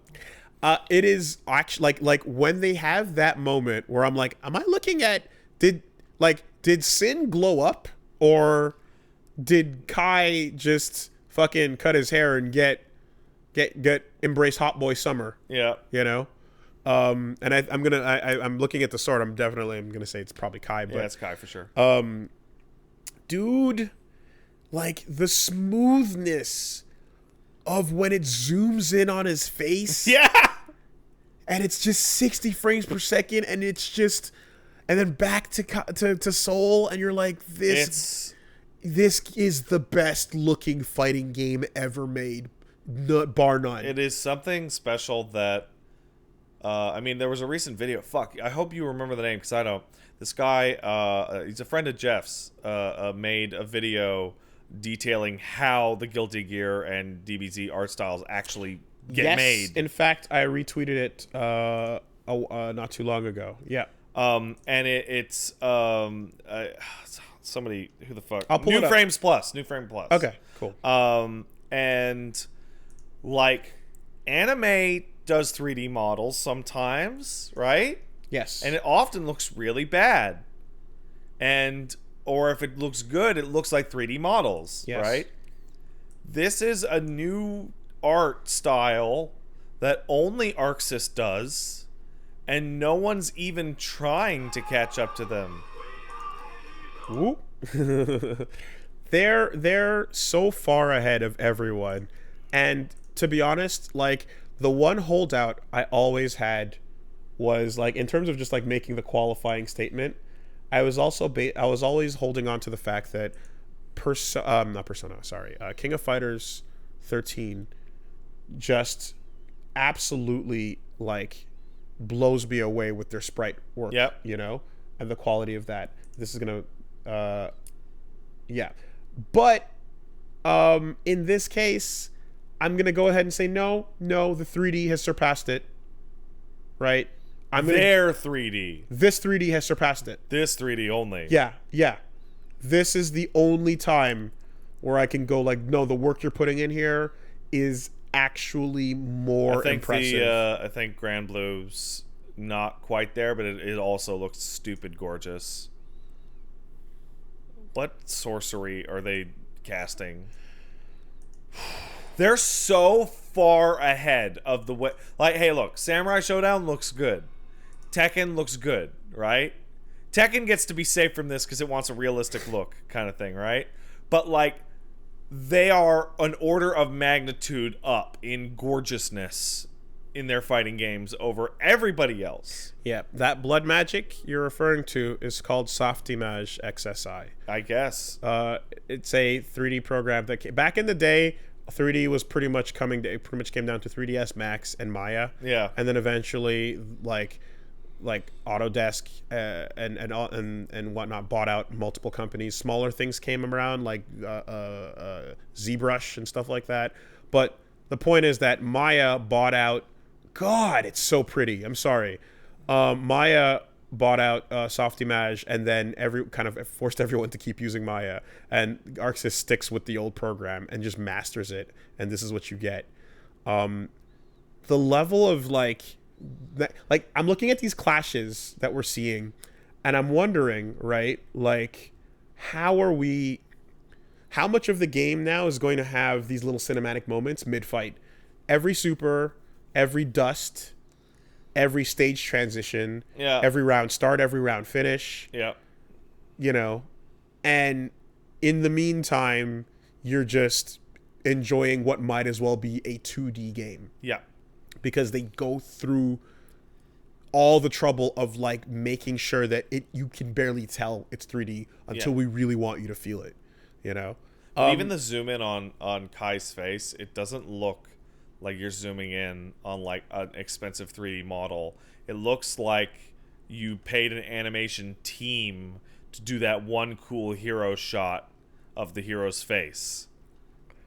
Like it's unbelievable. Yeah, I want to shout out Storm Yorha for saying Guilty Gear proves once again that mastered stylization will almost always murder photorealism. Mm-hmm. No question, every single time. So, and on top of that, there was an interview with Daisuke where he said, "We're thinking of making this Guilty Gear a little simpler to play." Really? Yeah. I didn't catch that. Yeah. It's like there may be too many meters and systems.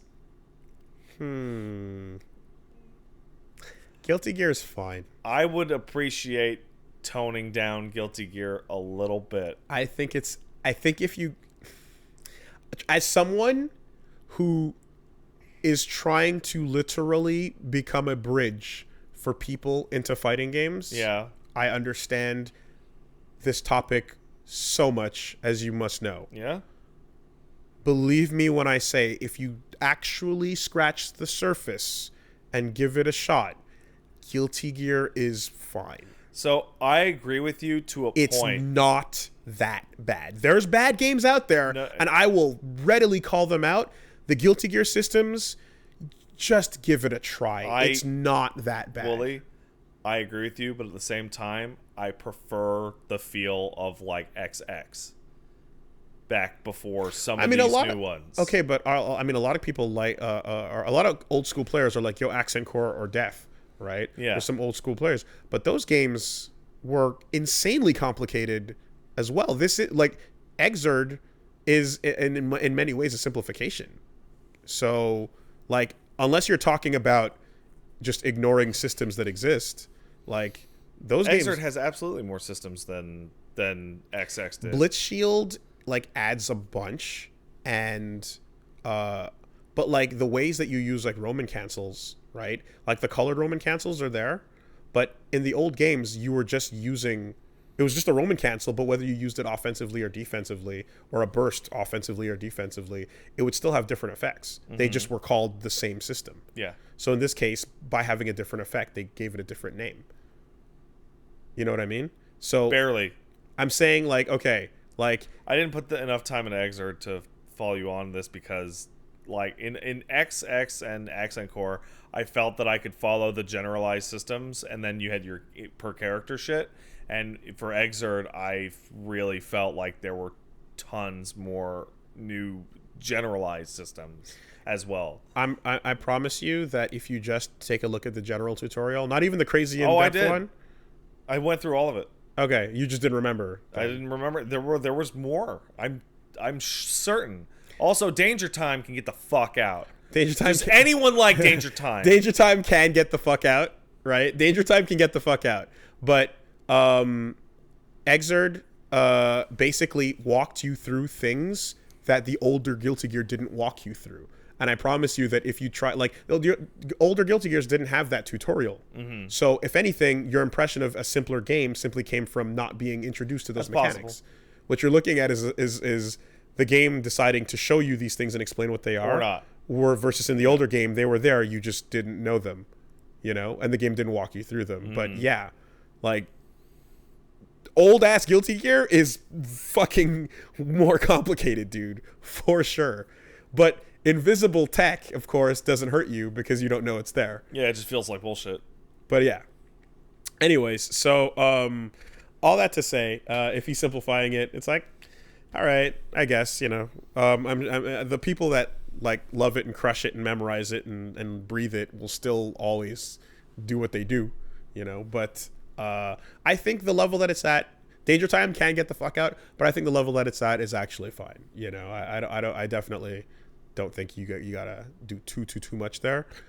The thing I really like about Guilty Gear, and about ArcSys choices, and BlazBlue does it as well, is I like character specific systems, right? Yeah. So I like when you take ideas for systems and you make them on the character's design as opposed to a universal element. Yeah. It makes everyone more unique and more fun. I agree. So it's the one. It's like the one grand strength and biggest downside of like DBZ fighters, in that those characters don't support that at all.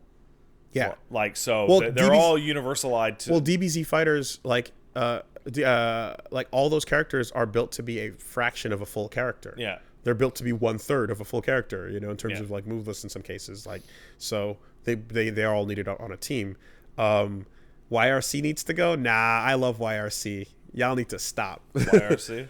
Yellow Roman cancels. Which one's that? That's where you like that's neutral Roman cancel where the game slows down, right? Game slows down. Yeah, where you pause time. Okay. You Zaworldo. Okay, that existed in Accent Core. Roman cancels existed. Okay, no, you answer that. Slow down time. Roman cancel existed in Accent Core. Roman cancels did not slow down time, but they effectively did the same thing. Okay, but Wooly, effectively and actually are different things. Okay. Because we just got off a thing where you're telling me the old games had tons of systems. The old games. No. So here's what it is. Here's what it is. Roman cancels were Roman cancels before. Yeah. Right. And there were different types of Roman cancels, but in this game, what they did with Roman cancels is they made them much more obvious and clear of a big deal to simplify. Because before, what a Roman cancel was a straight up FADC. Yeah, which is returning you neutral at max speed, at which point you would then convert it into whatever to optimize, do extended combos, and so on. Right. The YRC system, making it a yellow Roman cancel, which you do in neutral, or like a there's RRCs, which are red Roman cancels. Right. You know, so it's based on your whether you're canceling out of a move or neutral or whatever. The point is by adding that to it and making the game go ching and slow down, it made it more accessible because it makes it more obvious that you did that system, as opposed to before where you could just blink and it's gone.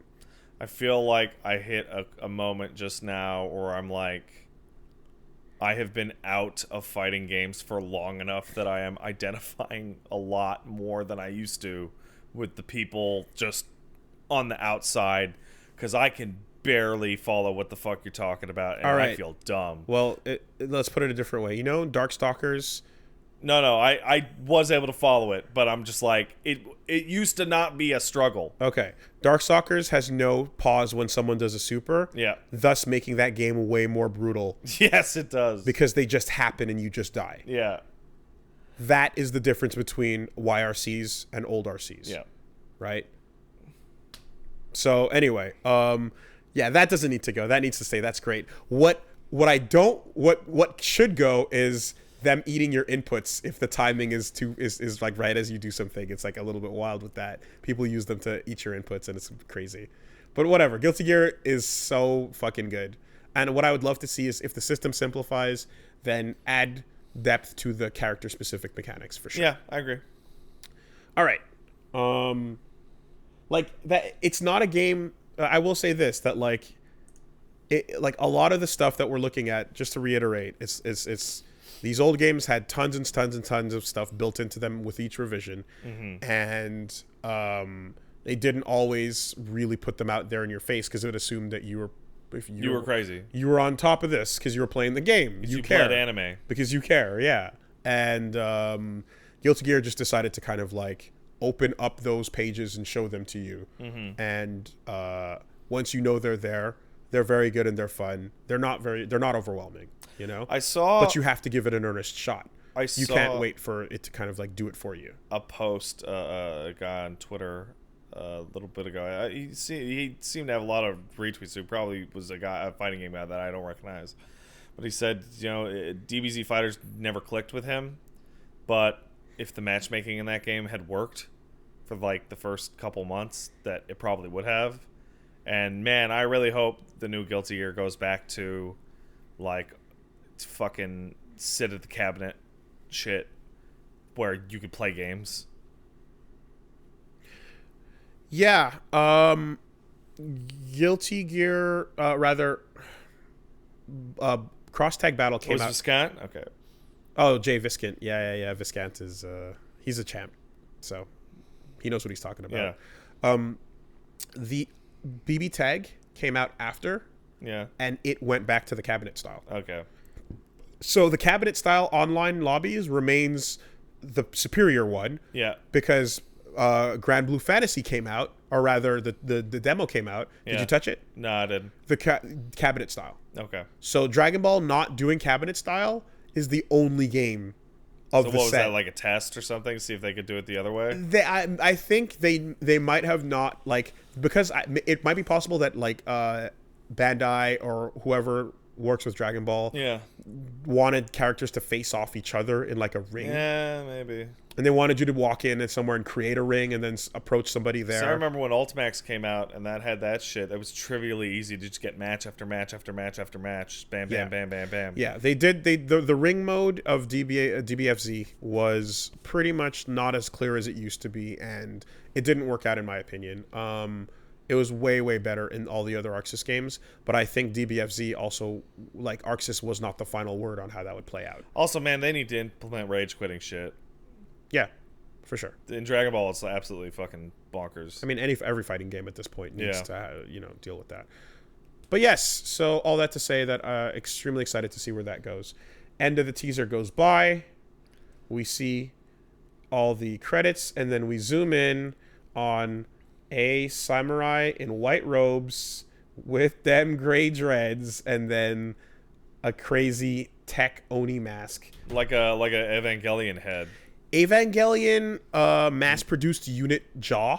Yeah, but with like a cyborg ninja top. Cyborg ninja top with kanji. Looks sick! Jet stream wools. It's so good. It looks incredibly good.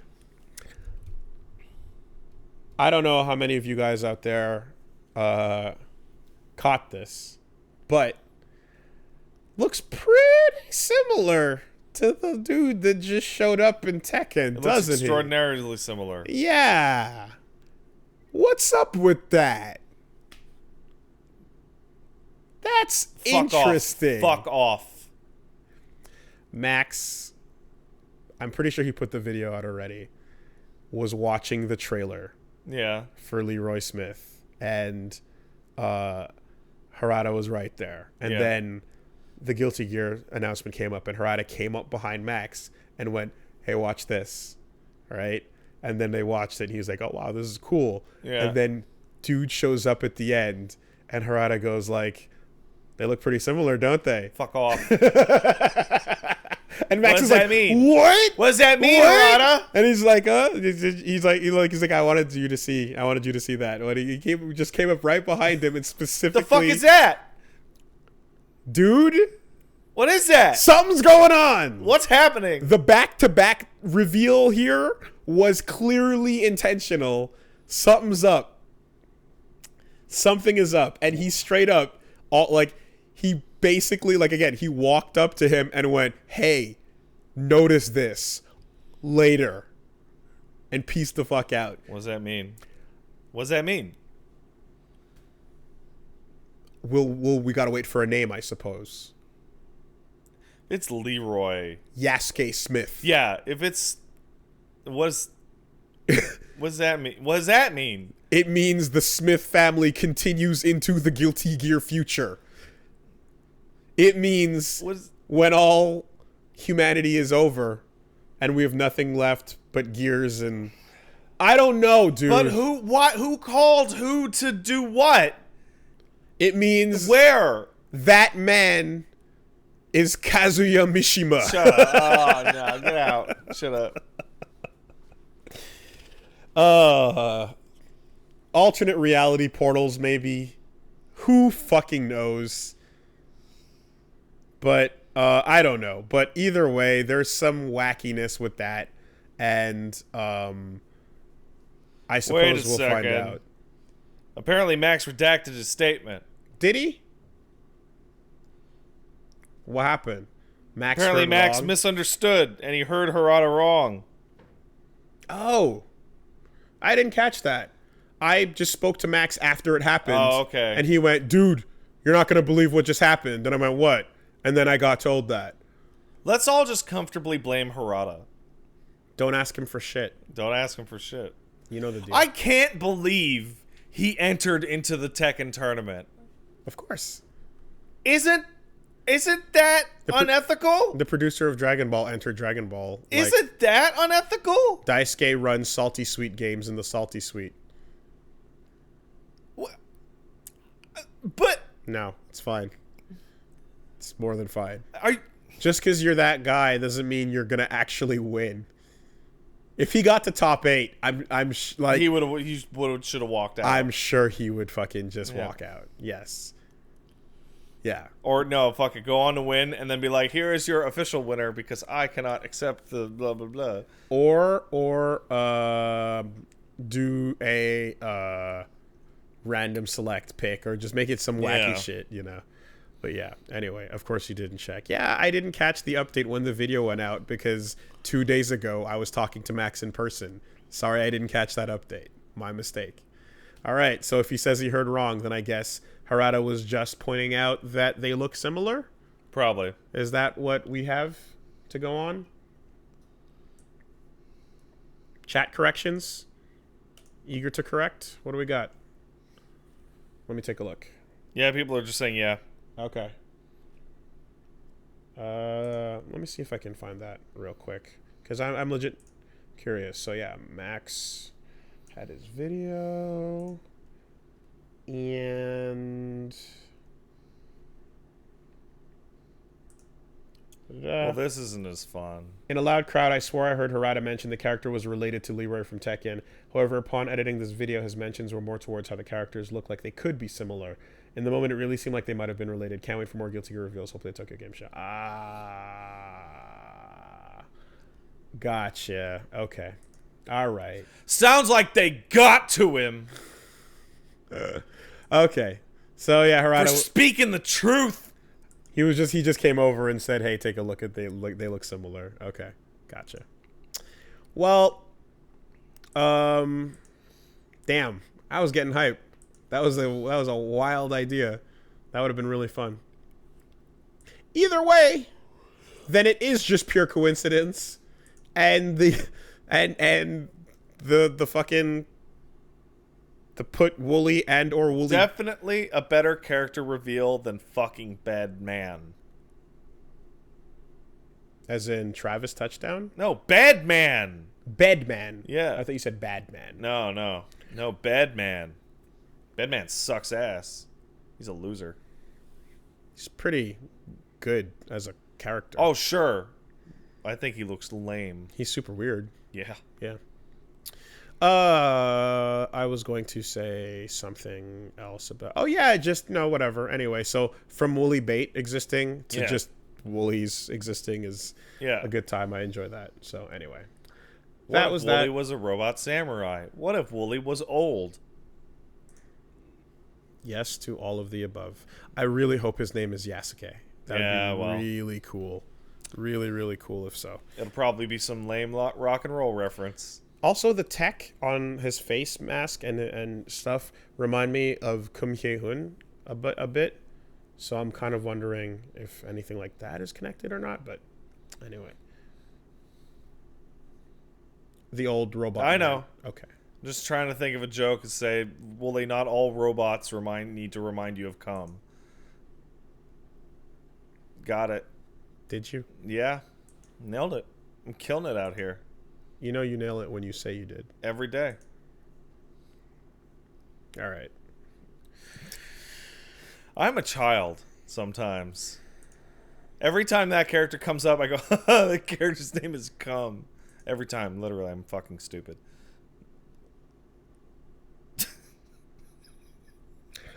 All right. Well, so dumb. And that was Evo.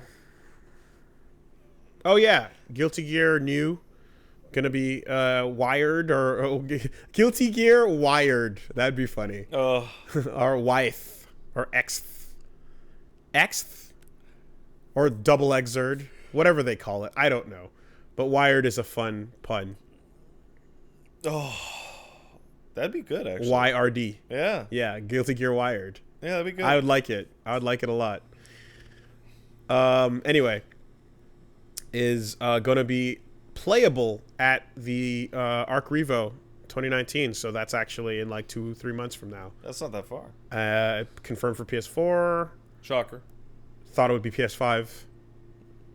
It'll be for PS5 also. But I definitely expect, but probably yes, maybe version 2. Yeah. You know, but I definitely thought, don't think about this for the rest of the generation. Was my thought process. Spider-Man spoiler cast? I don't have any of that in me.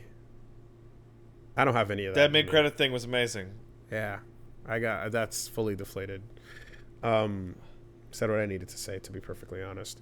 Okay, so after that, SNK announced a new Neo Geo hardware is coming soon. Don't know what that means. It means a Neo Geo Classic, doesn't it? Well, it's going to be a modern design that will connect with the Mini. What? So we don't know exactly what that means. That sounds like nonsense. Hardware being made. Definitely not a real competing console. Yeah. So put that out of your mind. Y'all put it out? Good. But I do appreciate that, like, Neo Geo is kind of back, and that's pretty cool. We also have, really quickly, Nintendo, Sony, and Microsoft all require loot box odds disclosure. ESA says platform holders will roll out new policy applying to new games and updates that would add loot box features. Huzzah. It's a step forward. It's a weak-ass step, but it's a step nonetheless. It is a step towards what China was kind of enforcing already. It's a step to dodge legislation. A step towards China. Yeah. Essentially, loot boxes can exist, but you have to disclose what your percentage of getting your most valuable items are. Yeah. So that so that you know exactly what each choice is. Yeah. So that the people who are not quite as affected by gambling schemes can pull themselves away when they see that it's fucking stupid. If it's in the 0.0th percentile. Yeah. So yeah, all platform manufacturers doing that. Really good decision. PC, of course, remains up to the developer themselves because what are you going to do with that? And Apple did that a couple years back with iOS, and Google followed suit with Google Play requirements earlier this year. So pretty soon you're going to have your own client to hide these things. Basically, everywhere and else, only in certain countries. Everywhere else will mandatory force you to disclose loot box percentages. So that's good. That is a step. Mm-hmm. Kind of came together. I don't want to say fast, but it all companies dropping at the same time is like a whoa, holy shit. That is an a meeting change. Was had. Yeah. A meeting between three reps, their lawyers, and an ESA rep and their lawyer happened when somebody said, we're going to get super fucked if we don't do this. Mm-hmm. We have two other stories as well, but let me get this fun one out of the way here. Yes. Did you watch the trailer for Devil's Hunt?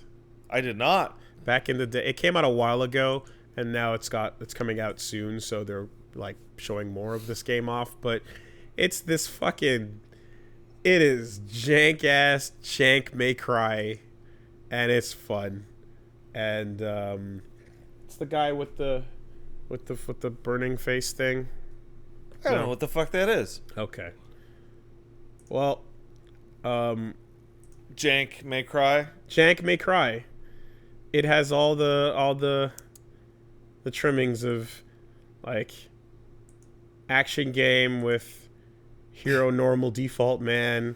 Oh, I love him. But hero normal default man has an evil devil arm. Oh, he does? And then when he uses it to get into the demon fights, it's like super actiony and stuff, but it looks like he's about to fall out of world at any given moment. Oh no.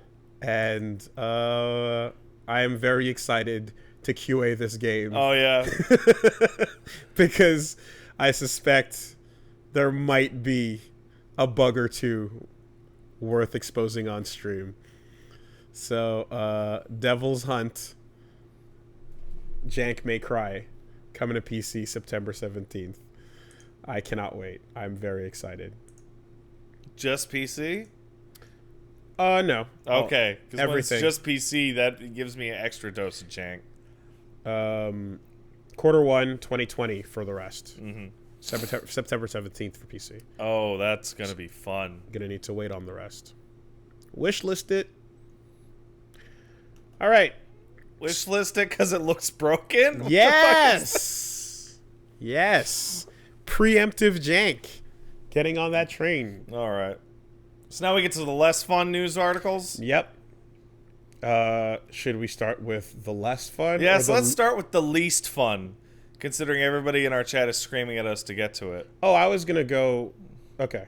Least fun. The least fun. All right. The least fun. All right. Step 1, disclaimer. Don't be jackasses, fuckers. Stop it. Classic story here of Epic and the exclusivity buyouts. Hey, we bought a game. Same story we've been telling for weeks now. Over and over.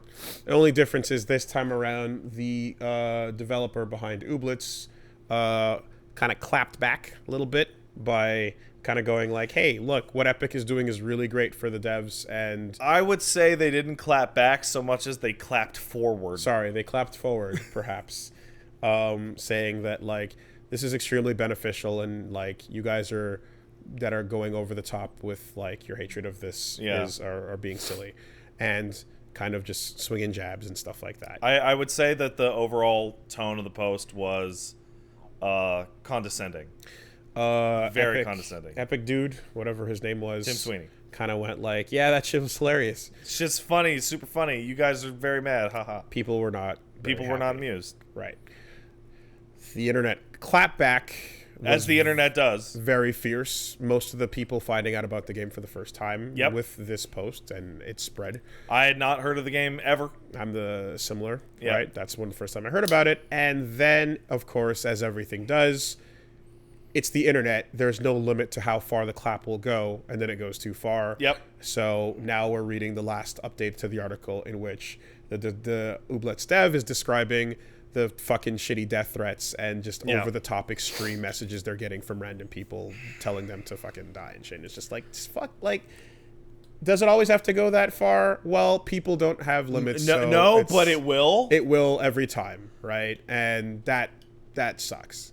That sucks that always goes to that place. I'm genuinely torn on this because when the original non-violent-y clapping back was happening, this was simpler to talk about. Yeah. Right? And it was people who put their money in on, like, a thing. But then again, it also explained too that I'm like, there's parts of it where it's like the Patreon, for example, that was there were statements about their Patreon where it's like, we don't owe you anything. But like there was the Patreon whatchamacallit, pledges. Yeah. Oh shit. Whoops, my mic.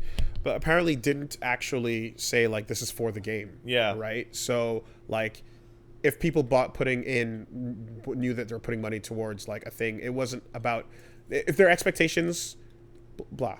If the game wasn't promised with those pledges, for example. Right.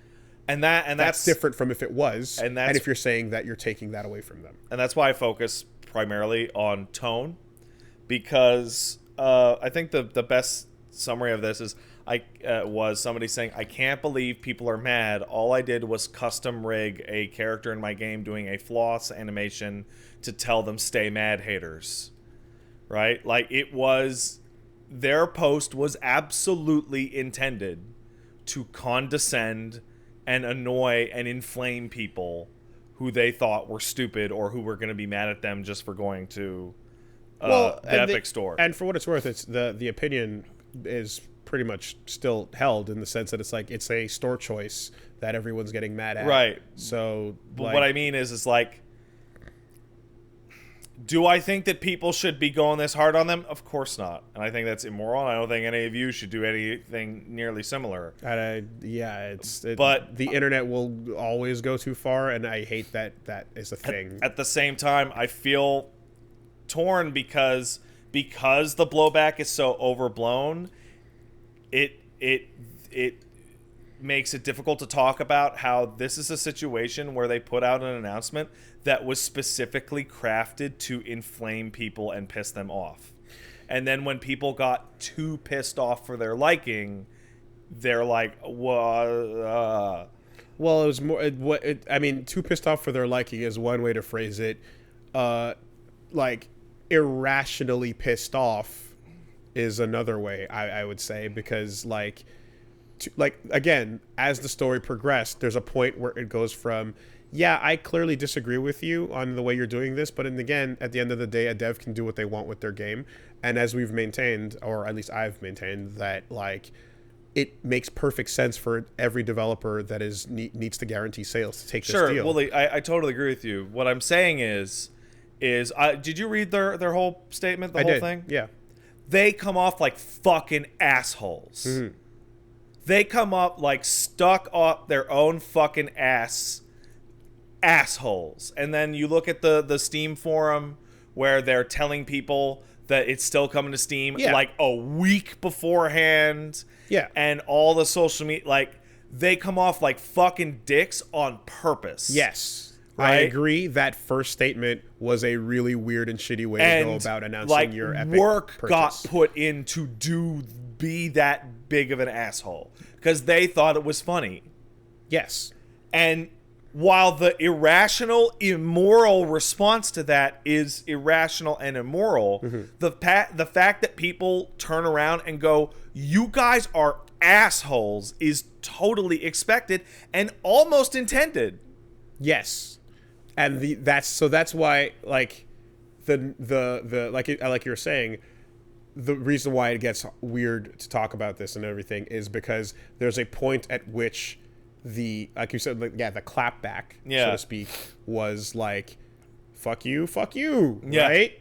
It's like, and like those two guys walking across the street from each other, walking to each other's face and going, fuck yeah, I'll give you the bird. And then crossing the street and right. That, and yes, and that's about on point for what it should be, but then it goes further. And then when it goes further, you know, it goes off of the original topic, which is, hey, don't you probably shouldn't announce this type of news for your game in this way if you don't want everyone to get super mad at you, right?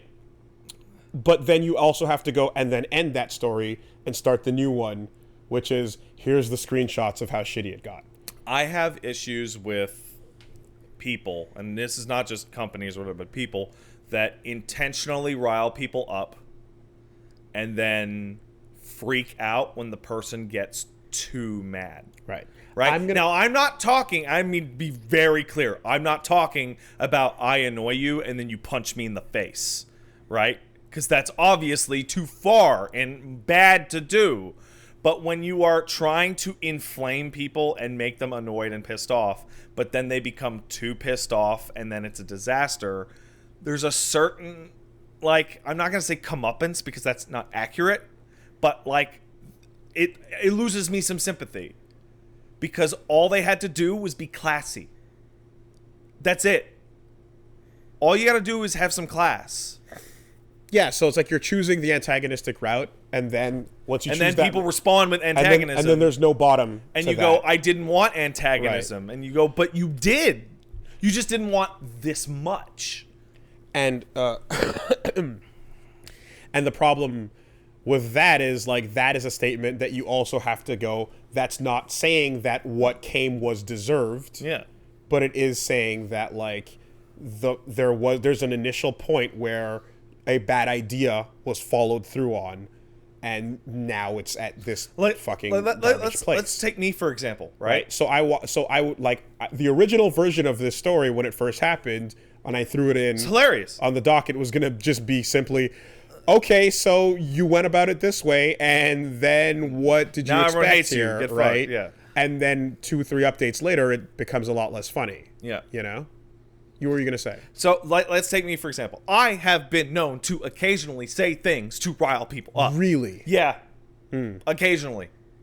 I will say wrong things, in fact, that I know are wrong because I know it will annoy people, right? Now, if somebody were to, say, threaten to murder me or go super ham with, like, violent, mean things to say or whatever, I would, of course, look at them and go, you're being a crazy asshole, don't do that. But I'm not going to be confused. I'm not going to be shocked, right?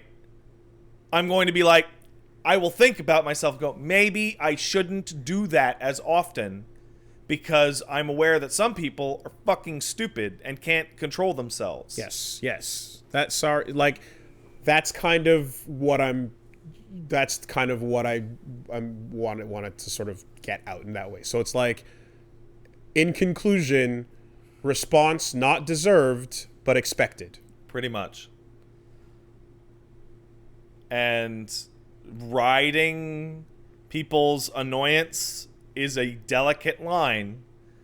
And to that I would say, read the room, maybe. Right? Like, if the Epic stuff was unknown, this was the first one, this would probably be fine. And nothing really bad would be happening, right? But it's not. People are in a kind of permanent state of annoyance, and some people are just constantly enraged. Have you seen, I think Mom is the one that termed it, which was the Epic versus Steam thing is basically the console wars, but way dumber. Yeah. Have you seen these people arguing in threat? It is the worst, dumbest Epic Steam shill. It is so stupid. And the level of emotion on display is so absurd. Yeah. I mean, there's definitely, I'm sure there are developers who Epic is, buying copies out of, who are Epic's paying out that, like, share similar sentiments and are kind of like, man, I really wish everyone didn't hate this situation as much as they did. That probably, didn't say or do those things, right? Or go in that direction. I think if there's probably I don't know what would be the ideal form to get that opinion out there while also announcing. That's happened. There have been devs that have come out and be like, look, Epic totally offered us where they'll pay for like the all projected sales or lost sales from other platforms. Sorry, no, everyone that came out to announce that has said, "Hey guys, look, it's an astonishing deal. This deal is way too good." They've all said that. Yeah. What I mean is the people that have the opinion that they're like, you guys are overreacting to how bad the store is. Yeah. Right. Like, there's a way to get that point across as well if you want to communicate that. You know what I mean? You can word that argument in a different way. I guess that's my point. I'm tough. Saying, even though I disagree with the sentiment completely, there is a way to word that. Our friend of the show, Randy Pitchford, said that, hey, listen, when Borderlands 3 got announced, where he talked about, hey, listen, I know the store's bad right now, but Borderlands 3 is going to launch on the September version of that store, which will be very different. It will not be different at all. It is exactly the same. They just missed all of their development roadmap goals for the past 2 months. Yeah. I think a good rule of thumb in general, if you're in any sort of public type of position, such as where we are right now with these microphones and cameras in our face. Hello. Is to pretend that even though you're trying to communicate to someone who you assume thinks similarly or is in at least the same galaxy as your thought process, assume that you're also communicating with the craziest asshole out there. Because I can do that. You probably are. I can understand what it's like to be the craziest asshole out there. And use that as your, like, measuring stick, right, for how you handle the rest of what you're going to say. Listen, when you live in the public sphere, you're always playing to the cheap seats. Always. Always. Is the crazy asshole in the cheap seats? Hell yeah, they are.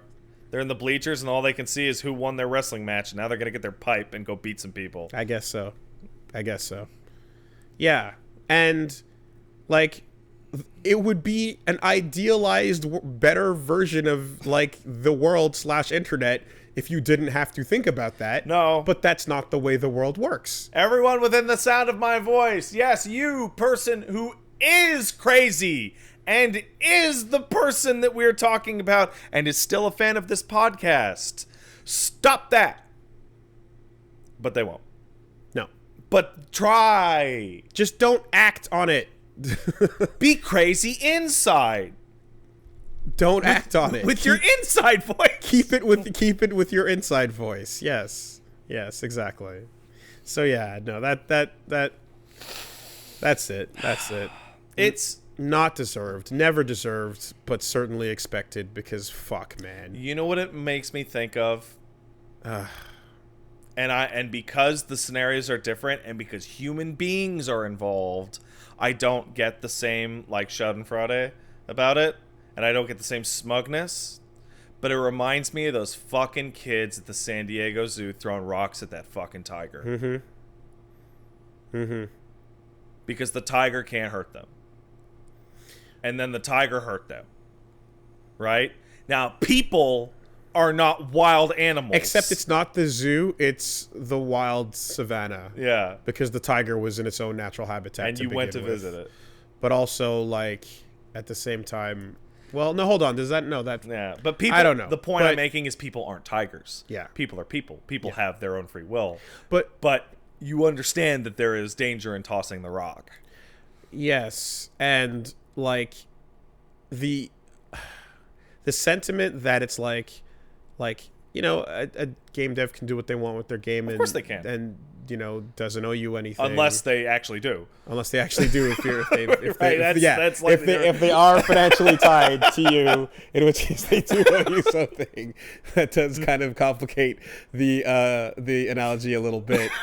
However, in the case that they don't, like, it still remains that it's like, well, anyone is entitled to do what they want, and I'm entitled to think what I think of you for doing that thing, you know. And in an ideal world, we would all just be like, man, these guys are dumbasses. Yeah.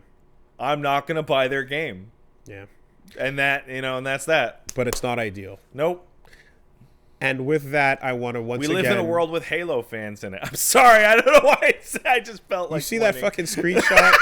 You see that fucking screenshot of the dude losing his mind about speculation before Banjo got announced that Banjo would be in it, and basically screaming that no, Steve from Minecraft is way more iconic. Way more. No one gives a fuck about this dumb old bear and bird. Steve all the way, Steve all the way, Steve is in, Steve is in, Steve is in, Steve is in, Steve is in, Steve.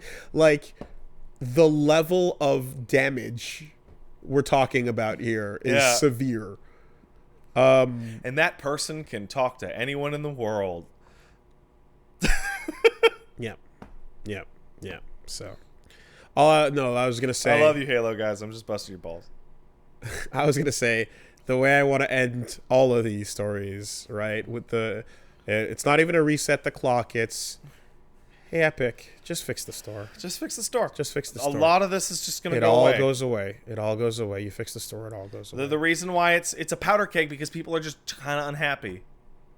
Fix it, and then people will not be as unhappy. If the store wasn't a shitty store, then no one would care which one. It would just be, that one, right? Because that's the other part too that kind of comes up is like, hey, it's not like exclusives have been a thing elsewhere, and it's like, yeah, they totally have. There's exclusives on other consoles. They have been for a long time. Ultimately, could you imagine if, like, let's take it the same way. And it was like an indie dev did the same thing, same announcement, same everything, jumping from like the sequel of a game from Microsoft to like, let's say Bayonetta 2 had Kamiya doing like a condescending video blog about like suck it haters or whatever. Yeah. We need the money to make the game, yada yada. Yeah. And people were mad about that already, and the Wii U was a real console that existed. A lot of people very, very mad about Wii exclusive Bayonetta 2, which it's like, hey, they're paying for it, right? That was the whole thing. But also, right, and then there's but then what about the things where it's like, yeah, but the Wii is not sold here in my country. Yeah. And oops. Wii games are not available for purchase. Therefore, I pre-ordered this thinking I'd be able to get it, and then it turns out that I can't, right? The level of complication that comes from this is a little bit more in depth than just a simple console switch on that. Because there are literally people that are like, yeah, now that it's on the Epic Store, I literally can't even purchase it. Yeah. The currency of my country is not allowed. Supported on the store. Yeah. Which brings us back to fix the store. Fix the store. That's it. So, with the money you paid the Ooblets people, you could have fixed the store.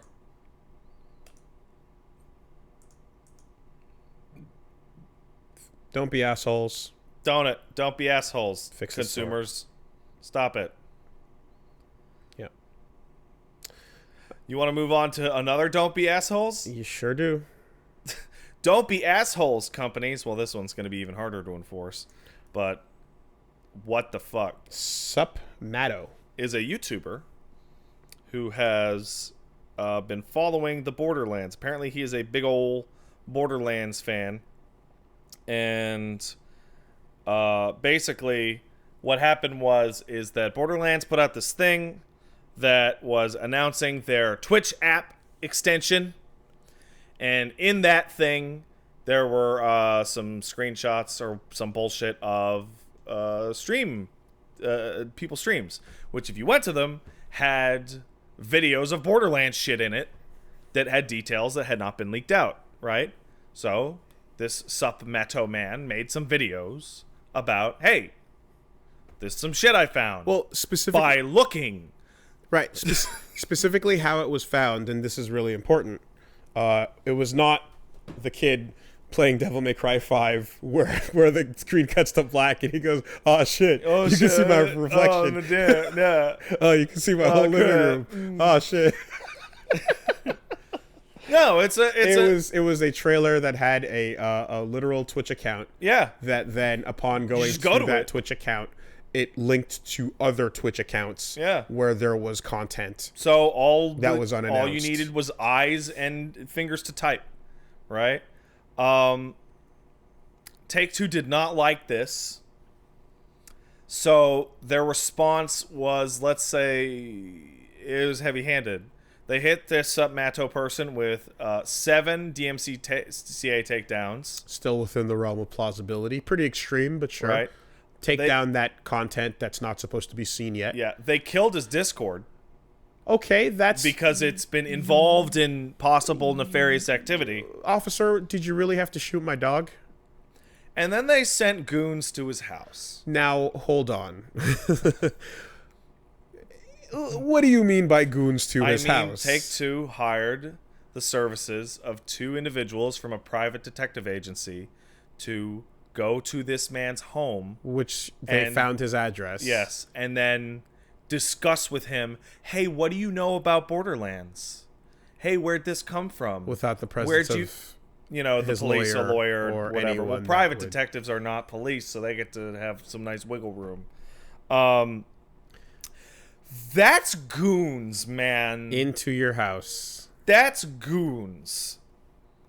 Now, in the video that he talks about describing this, he probably should not have talked to the goons. No. And I would agree, and I'm sure a lawyer would tell him. But how many people, when deer in headlights moment happens... Well, he describes that he was very tense because 2 men in suits showed up on his lawn. Of course. Going, hey, man, yes. what's up? That is a cause for many people to be very alarmed and nervous and not sure what to do. And in retrospect, you can see all the things you shouldn't have done. Yeah. But at that moment, at that time, I challenge anyone to make the perfect decisions. Apparently, the literal thuggery. What appears to have been occurring is they seem to have been worried that he got it from an internal source. Yeah. And they wanted to, crucify whoever in the company let this out. Yeah. But fucking... You're hiring private eyes on people in your own company. So, if shit gets leaked, are you crazy? And 2, what the fuck? This guy's a Borderlands mark. This guy loves Borderlands. He's a community figure. Point, it's leak. Fuck you. Shut up. You don't do this. Yeah, exactly. So, this is crazy. Yeah, now that this has happened, of course, we have an example. Therefore, you can automatically have this as a reference point in your head for should anything similar ever happen in any way, shape, or form, you close your door, lock it, and call the fucking police. Hey, there's some scary dudes at my house. But as this was it happening to him for the first time, and this is the first time I've ever fucking heard about PIs showing up over video game leaks. Not everyone is going to have those first instincts, especially when you're just concerned about what the fuck is about to happen. So, you know what would have been a really nice way for them to handle this? A phone call. Email. You know? A letter from a lawyer? Sure, even sure. The way most other companies handle this Right? type of situation.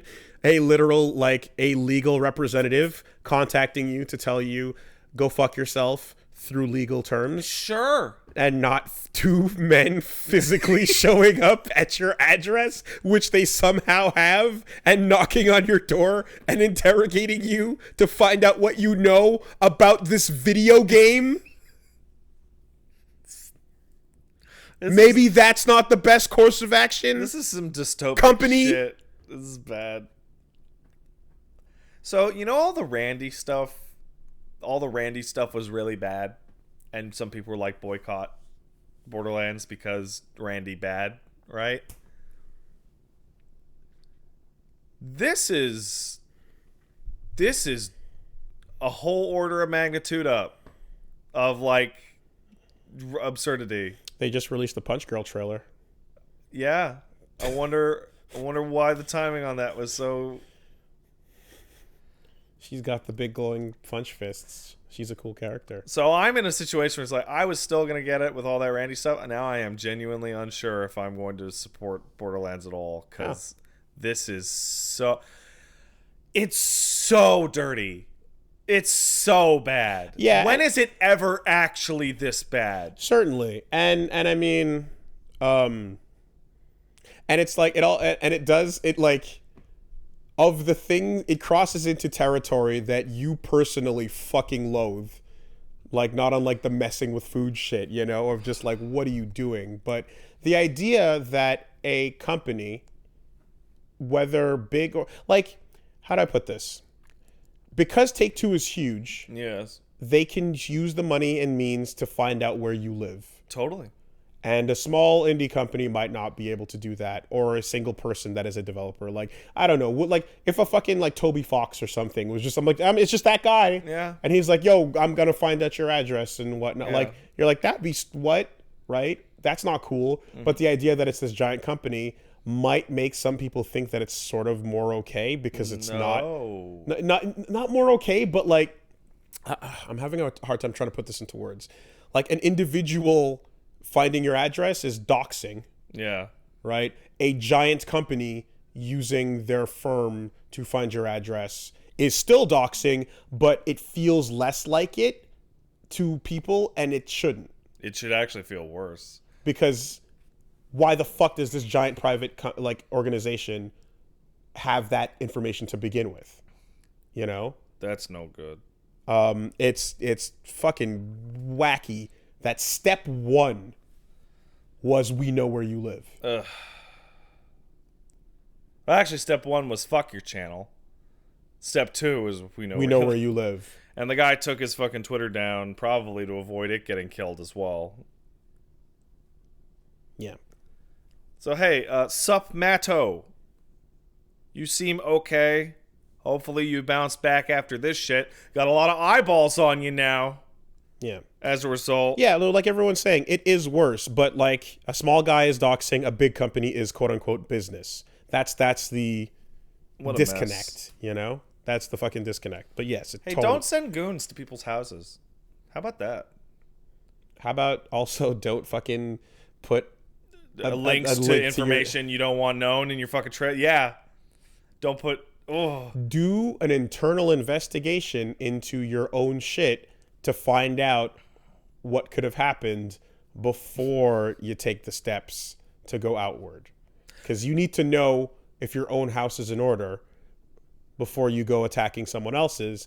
And I can assure you, as someone who's been inside of game companies when leaks have happened, that there is big scared meetings. Oh, yeah. But the first thing done always is, was it us?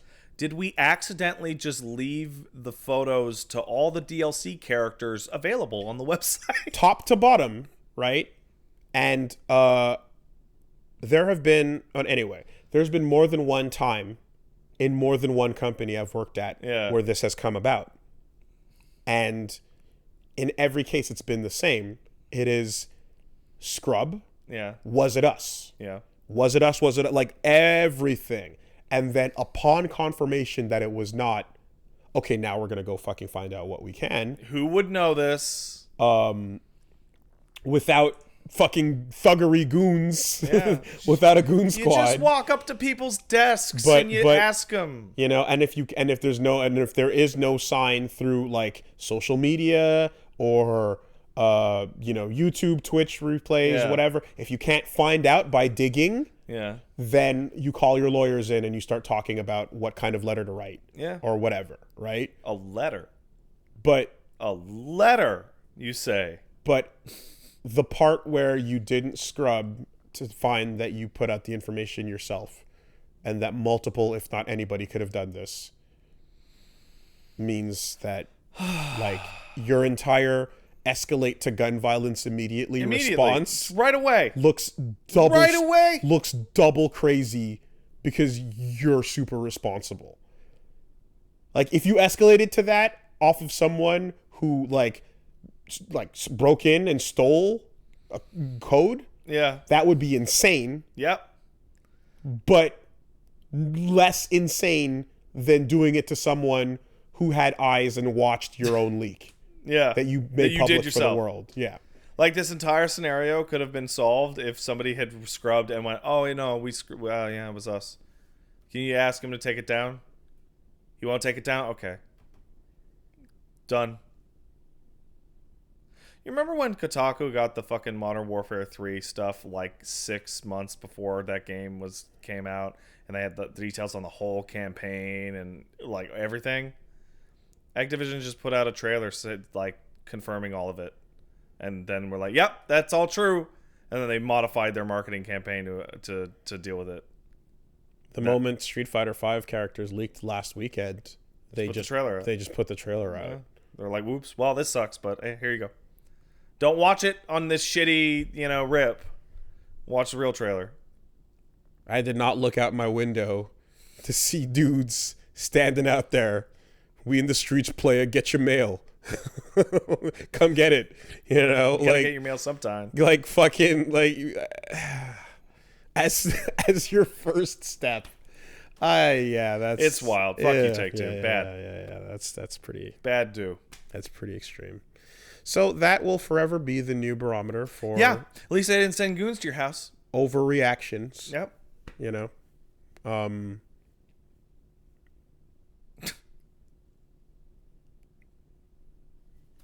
All right, moving on.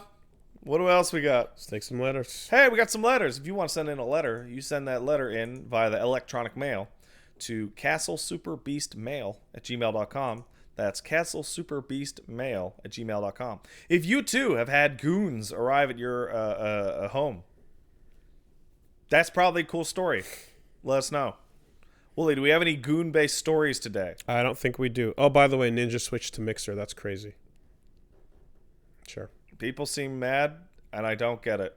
I don't know about mad. I think it's just shook. I saw some people that were very mad. Okay. I think some people in our line of work that were also very mad. Like, how could you turn your back on this company? Mad. And I'm like, dude, who cares? I think someone pointed out that, like, that frees up the top slot and a couple million kids Amazon Prime subscriptions. Now have some more new to go. A couple million Twitch Primes that they get every month for free need a new place to go. Hey, by the way, I remind you that there's a cool place you could go watch internet Twitch.tv/woollyversus or Twitch.tv/angriestpat and Twitch.tv/peachsaliva. And those are cool places to go look at things. Less importantly, but the wild part of this is just thinking about how much money. A lot, probably. Because someone did some reverse math on it, and they saw that a smaller streamer did an exclusive tournament on but Mixer. none of that shit scales. It's all weird. It isn't, but it's like a smaller streamer did an exclusive tournament on Mixer for like 7 million. Yeah. So if he did anything less than 25 million, that he got negotiated. Yeah. And it's like, whatever it is, it has to make up for the loss. Yeah. The loss of growth. Yeah. And then the incentive to build. Yeah. You know, so you do that number inside your head and There's fucking only get back one to me. thing that I really, really disliked about Ninja going to Mixer. Was it the Red Bull can fridge asking questions? No, Okay. it was, I've really decided to really move forward, and this is the best way to grow and put. Yeah, they gave you money. That's why you did it, because they gave you a big sack of cash. Just say I wanted the money. I hate that. I hate it so much. I hate that mentality so much. It's like, we really thought that this would be the best place to grow, and that, it's like, no, I gave you a big fucking bank robbery dollar sign, big cash money thing with money, and you took it. You're not wrong, but that's why you're here and he's there. And everybody that's listening, that's why you're here and not there. Oh, man. Oh, man, that stings. That's why. Oh. Honesty sucks. Got one coming in. Coming in hot. Oh, you really got me. You fucking. All right, what do we got? Hi, Beastmasters. What's up? With Maximilian's hashtag bring back KI efforts to get hype for Killer Instinct, it led me to think about how Undernight has got to be one of EVO's premier tournaments. Is the plea to Microsoft the right thing to do, or is it irresponsibly putting pressure on Microsoft to make bad business decisions? I know Max has nothing but good intentions, but is the onus on us, the player community, to revive KI? Unis did not have the obvious developer-publisher support or seasonal DLC tournaments pop bonuses, unless you include like BB tags on advertisements as a secret marketing sponsor. And the player-supported Unis community had the EVO stage this year to showcase the scene. Could KI also have the same chance at EVO if there were players to support it? Microsoft is beholden to their stockholders to make a profit, and if there is no KI scene, how much incentive is there to make a new Killer Instinct? I think the new Battletoads revival would be an interesting case study in Microsoft's effort. So I beseech the Beast Kings reading my email. Am I wrong? Thanks, from Jackson Dang. That's a completely reasonable point, but I don't care. I don't care what's good business for Microsoft. That's not my problem. It's not Max's problem. It's not your problem. I think Max is saying bring back KI because he likes KI and he wants to play more KI and he wants people to enjoy KI because it's a good game. Yeah, I mean, I think it really is that simple. At the same time, if you do want to think about the business aspect of things, then having a game that we know is good show up on a stage where people that might not have paid attention to it might see it and go, oh shit, this is really good, might actually grow the amount of people interested in that game. We know that every time you have a hype top 8 for anything on stream, it helps. It grows the stream. This is proven data. This happens every year. So I don't think it's fair to... Or, you're asking the question, is the onus on us to like lift that up? And it's like, not if you're not interested. If you're one of the people that loves it anyway, then do what you will. But like, there's only so much that like a fan community can do without official support. Yeah. So, like, if you have love for this game and you want it to exist in more places, and if you want there to be any hope at like future versions of it or whatever, it starts with telling the world that you like it. Yeah. And then other people going, hey, I like it too. And then eventually that creates an echo that will make it back to somebody that has to make a business decision. And then it's up to them to do the research and decide whether or not they're going to. But don't act like you're being paid by Microsoft to do their market research for them. You're not. You just want to play KI. They will hire their market research people to decide whether or not they think it's worth it. Yeah. But that's not your concern. It's like KI, if you like the game, you can tell people you like the game, and I don't see anything wrong with that. KI makes me kind of feel bad because I scoffed at it very strongly. But if it was on a console that I owned, I would have picked it up regardless because it's a fighting game. Like PC? Yeah, and then I would have found out that, hey, this is actually really fun. I really enjoyed it. But when it did eventually drop on PC, its time was over. You can still play it. Yeah, no, but I mean, like, its time in the limelight was over. And I feel like because of that, it kind of missed its shot. Are you a slave of the zeitgeist, Pat? Yeah, absolutely. Well, it's our job to be a slave of the zeitgeist. But you know me. You know how much I hate that. Yeah, well, it's your job to move the zeitgeist towards the things you like. Yeah, so I'd rather do that. Yeah. But I would not say it's our job to be a slave to the zeitgeist, actually, because I mean, that. Okay, that ridiculous phrasing aside, Yeah. I'm in general always the one that was like, can we just play what we like? That is awesome instead of what's hot, right? I'm always that guy, and sometimes the answer was no. The answer was about half the time, no! We're gonna sit here and we're gonna play God of War, god damn it! And other times, and I didn't, that was... Yeah, I know, I'm just, it was yeah. the first one that popped in my head. Of course. But a lot of the times, you know, I'm just like, but like the things we fucking have passion for will, like, carry that passion forward. Yeah. In the content. So I'm much more a fan of spending my time with that, you know? Of course.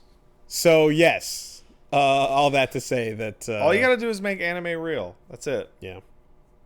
One for me, one for them, one for us. Yeah? Slave of the zeitgeist. Now, if you weren't a slave of the zeitgeist, it'd be one for me, one for me, one for me, one for me, one for me. But you are. It's also... For me, a lot of it's curiosity too, because I'm like, Yeah. I legit do want to know what this thing is like. I have dipped my toes in a lot of things that I didn't think I would like because I was like, I want to know why other people like it. Now, many times that has blown up. A couple times it hasn't. Warframe, oh boy, that's a good game, but I thought that game was trash. Souls.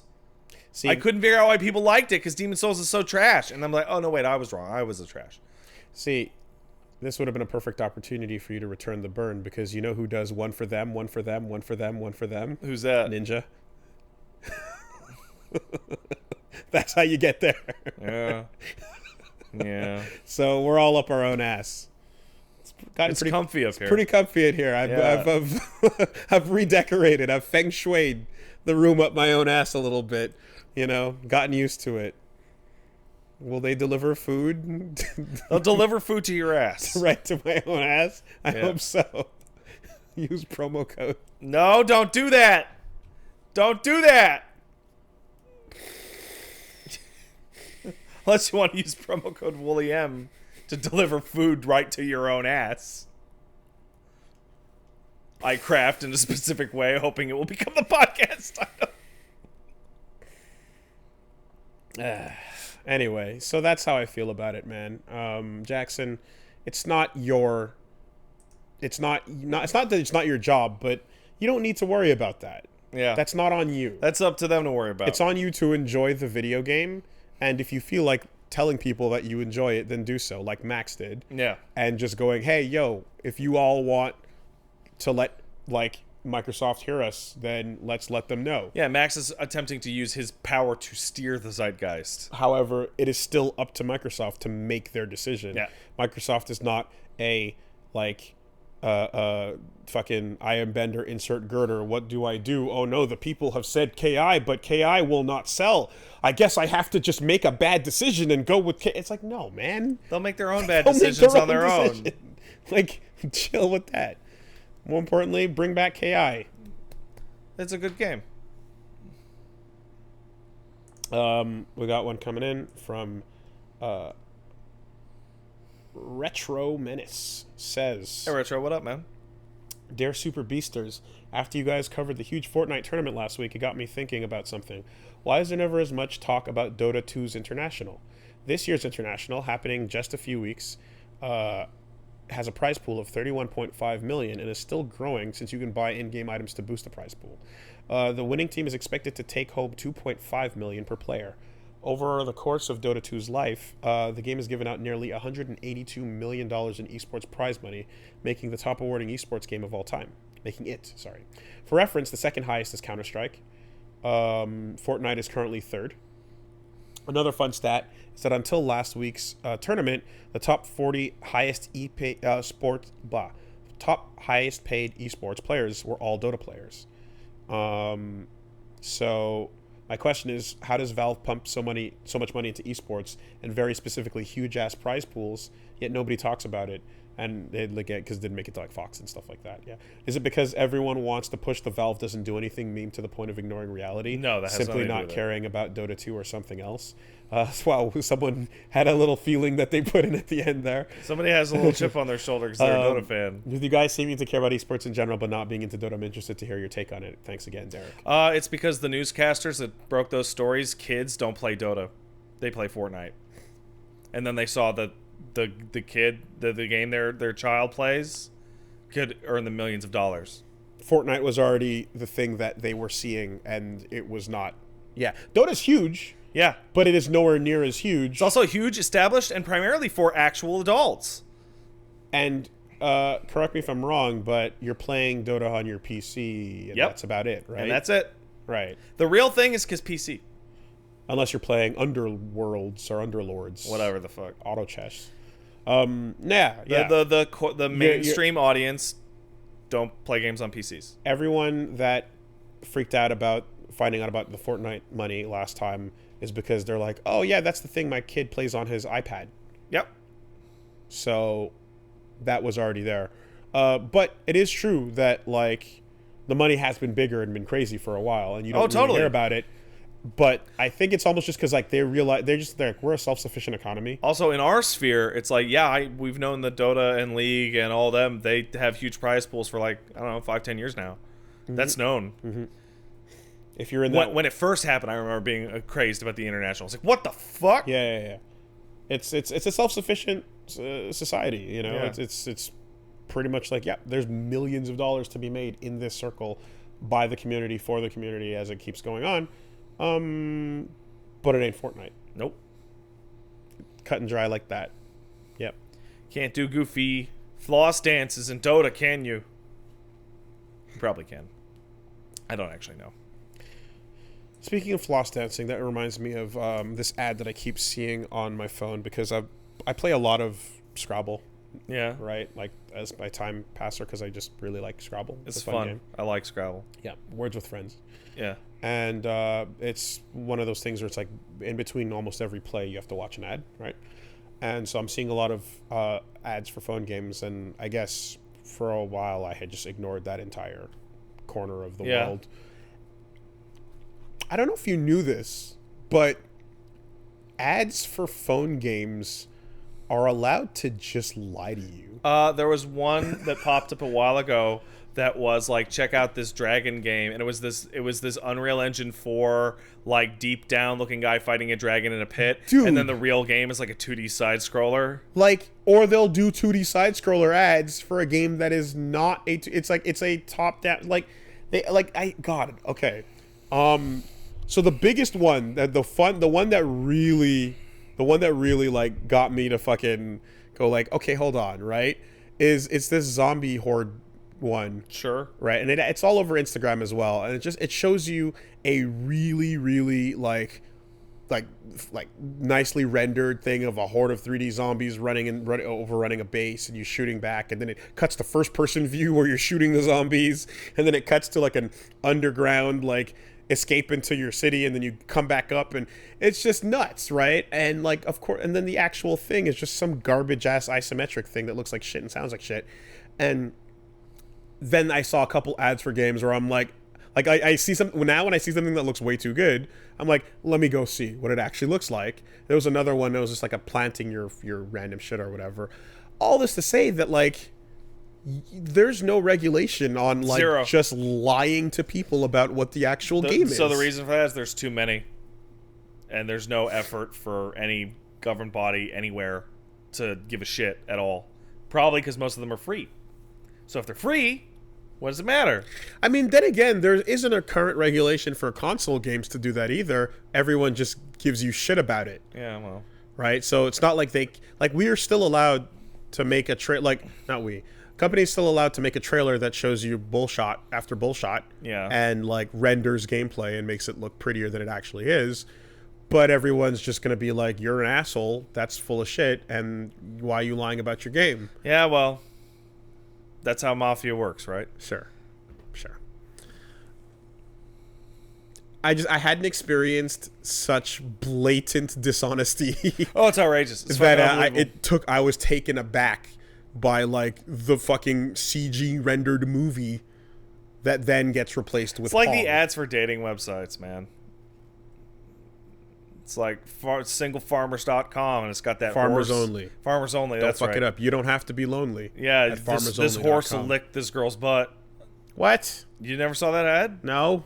It's a fucking print ad of farmersonly.com, and it's city folk just don't get it, and it's a redneck farm lady that looks pretty with like a horse like licking the butt of her jeans, and it's like, what the fuck is that, man? I don't get it. All right. It's that time where you read while I find the thing that was horrible that I just I said. understood. You explained it quite No, well. you need to see it. You explained it quite well. No, you can't. Dear Lord Patula and Wooloo. That's all right. Yeah, I found it. That was easy. Sorry I missed you guys at RT. Yep, I see it. You see it? I see it. City folk just don't get it. I don't. That's not a website I need to go to. Thanks. They just don't get it. Sorry I missed you guys at RT Expo. While we're on the topic of said expo, how did you get accustomed to the much higher temperatures of the lower 48 in comparison to Canada whenever you started attending events in the U.S., especially Southwest Texas? Love you guys. Keep up the good work. From Mazen Getter Z. Mazen Getter Z, guess what? A lot of people don't know this, but Canada gets really hot. Yeah. It gets really, really, Now, really not hot. quite here. as hot as, say the southern states can get. Definitely not. It gets it gets hotter than the average sometimes. It doesn't stay as hot for as long. No. But we get up there, and I mean, I don't know what fucking AC is a necessity. I don't know what kind of like Fahrenheit shit to convert for you guys here. Don't worry about it. Just don't even try. They don't understand numbers. But like I remember when we were rocking 33 Celsius for a while. That's like 100. Is it? Yeah. Yeah, we were rocking 33 Celsius Like 50 for a while. to 80% humidity. And then it went up to like 34 and 35 for a couple. And that's like 10 something, Yeah. right? And you're just like, you assume Canada, polar bears, cold, but like, nah, So 33 is 92 degrees, and places in the States can hit like 110. So yeah, they do get hotter. But that's not to say that it doesn't get hot at all over here. yeah. So in fact, it wasn't quite that different in the end. And plus Vegas, when I got down there, I was like, oh yeah, here it is. It's that dry heat, Yeah, it's dry. So just get in the shade and you're fine. Yeah.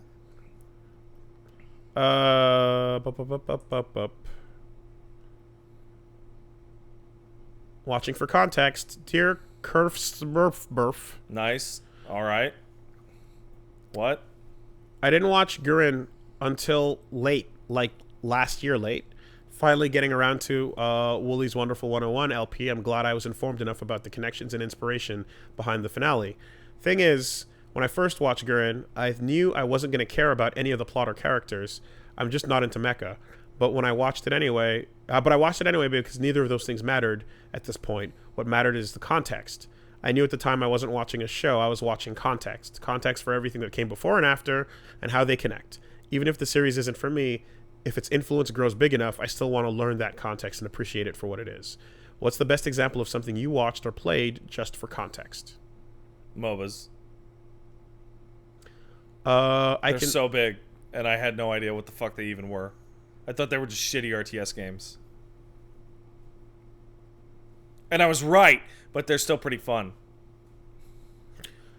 There was definitely a period where I was renting a lot of old movies back when that really awesome downtown movie store was still around. Yeah. And shout outs to Movie Land. I'd go there, and that's back when I was like, let me go rent Citizen Kane, Raging Bull, fucking whatever, like all of it. Gotta know. Yeah, or when grabbing Kurosawa, stuff, and just going like, I want to know what's up, right? Context. A lot of people talk about this shit. Yep, and you want to know what the reference is because you live in a world where all these things are being referenced, and now kids are constantly hearing references to old shit from us, that they probably want to know. Yeah. That they're like, what is this? So yeah, Gurren is one of those. Ava is one of those. Yeah. That came back up recently. The Matrix is one of those. Absolutely, you're right. You're gonna hear these references all over the place. Star Wars, you can't escape it. I would say for me, a big one was in particular with like, you know, this whole YouTube thing, like Castlevania. Yeah. Right, because I like knew it, was adjacent to it, bounced off it, liked one of them, touched a couple of the other handhelds, liked them too, but didn't beat them. And then going back after that, after watching the series, you know, recently, I'm like, let me just go back and play this for context. You know?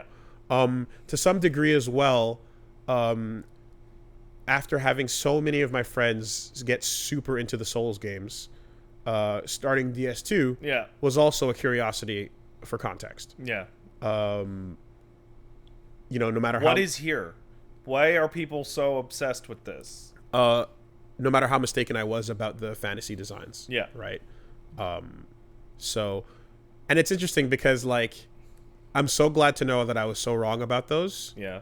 Because like, if I saw like an Artorias back then, I would have been like, that's clearly fucking cool and different. Yeah. But I maintain that I still have a really fucking, I hate EverQuest still, you know, that Everyone look, does. I still like fucking No loathe one that. likes EverQuest's art style. You are defending yourself from no one. Okay. And anything like that, right? Yeah. So yeah, I think those examples, Souls, Castlevania, and like old ass movies.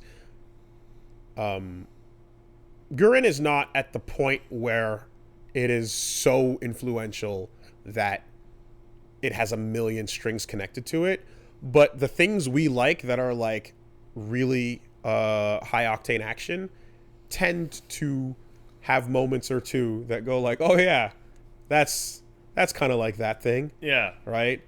Fucking Kirby throwing in Gurren Lagann references. That's weird. Yeah, That's weird. it happened. I believe you. It was really hype, right? Yeah, going to space and like and defeating it Yeah. is kind Yeah, of all right. Yeah. become a thing, you know. Play Planet Robobot if you haven't. You really No, I'm should. good. I know it's not, I'm not talking to you. I'm talking to someone that No, they're good too. is willing to play a good game that happens to be on the 3DS. The what? Do you even have one? Somewhere. I had like 4 at some point. Now they're all in boxes where they belong. Last one coming in.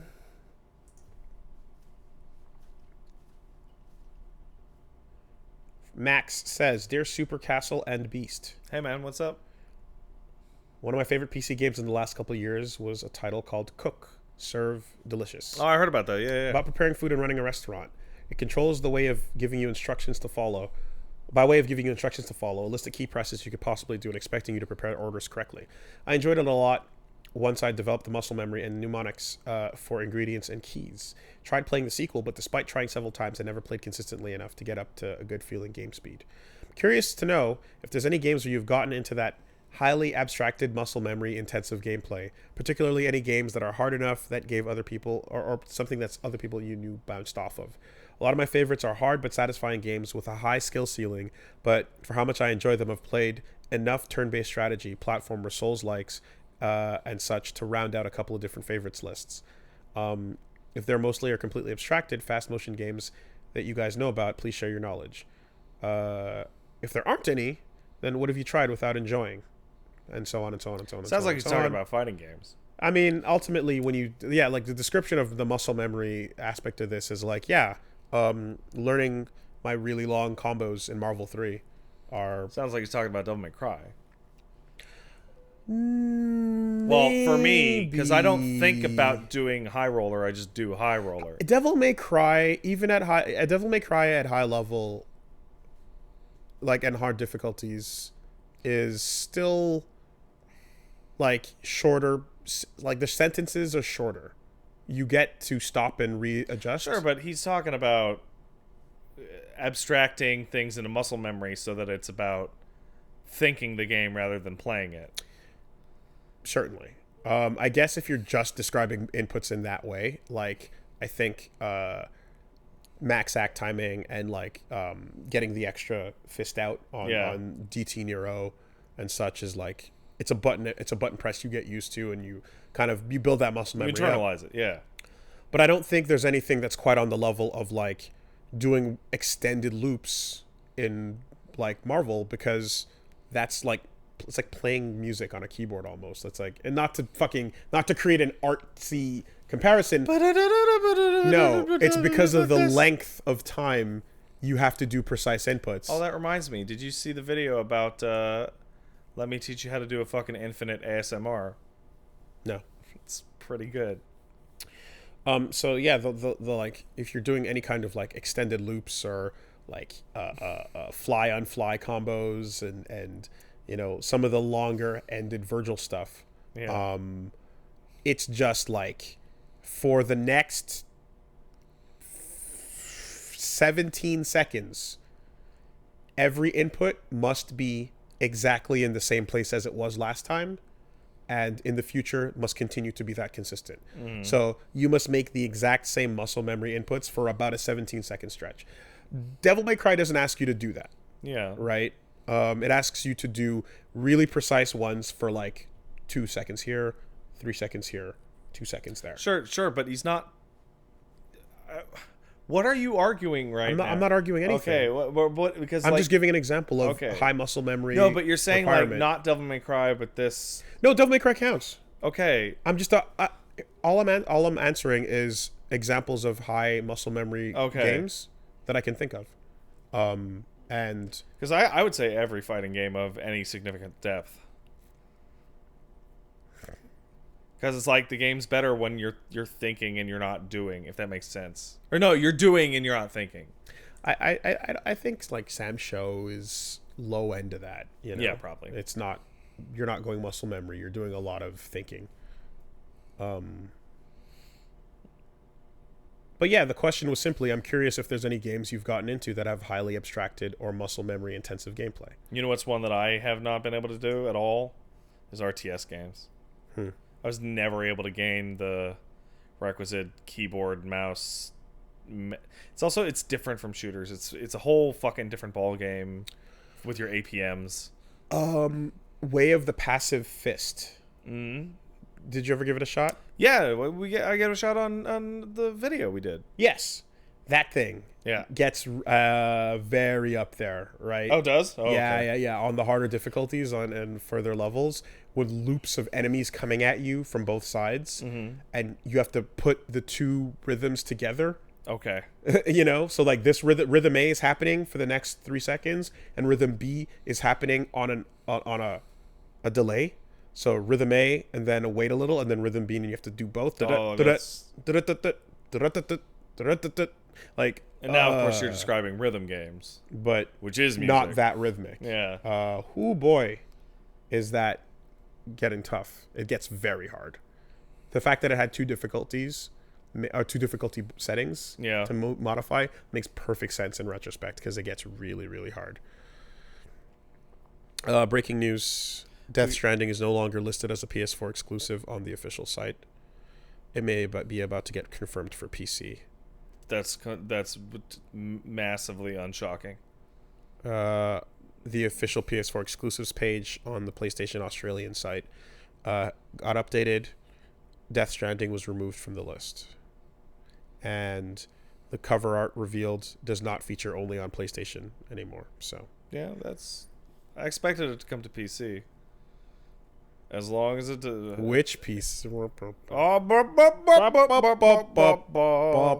boy, is everyone ready to get really mad? Is everybody ready to get really mad? It's no longer coming to PlayStation either. I'm sorry. Okay, well, you could you? You need no, I can't. So let's not even fucking talk about that. More importantly, maybe you should probably. I hope you have a PlayStation 4. Of course I do. I hope you have a PlayStation 4. If you don't, I hope you do. Is there a hidden message here? Yeah. Are we looking at? Are we gonna reset the clock in a couple hours time? I don't know.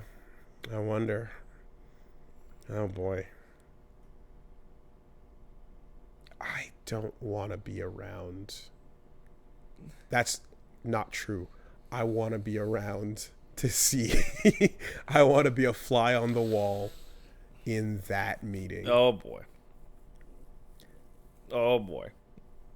Remember the way Andrew House looked at Kojima? I do remember. Do you remember the love in his eyes? And then Andrew House quit.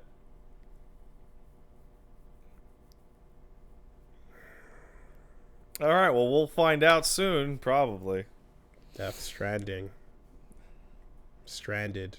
It's on the Nokia N-Gage only. Side talking. Forgot about that. Christ, oh, that's bad. All right, see you guys. Bye.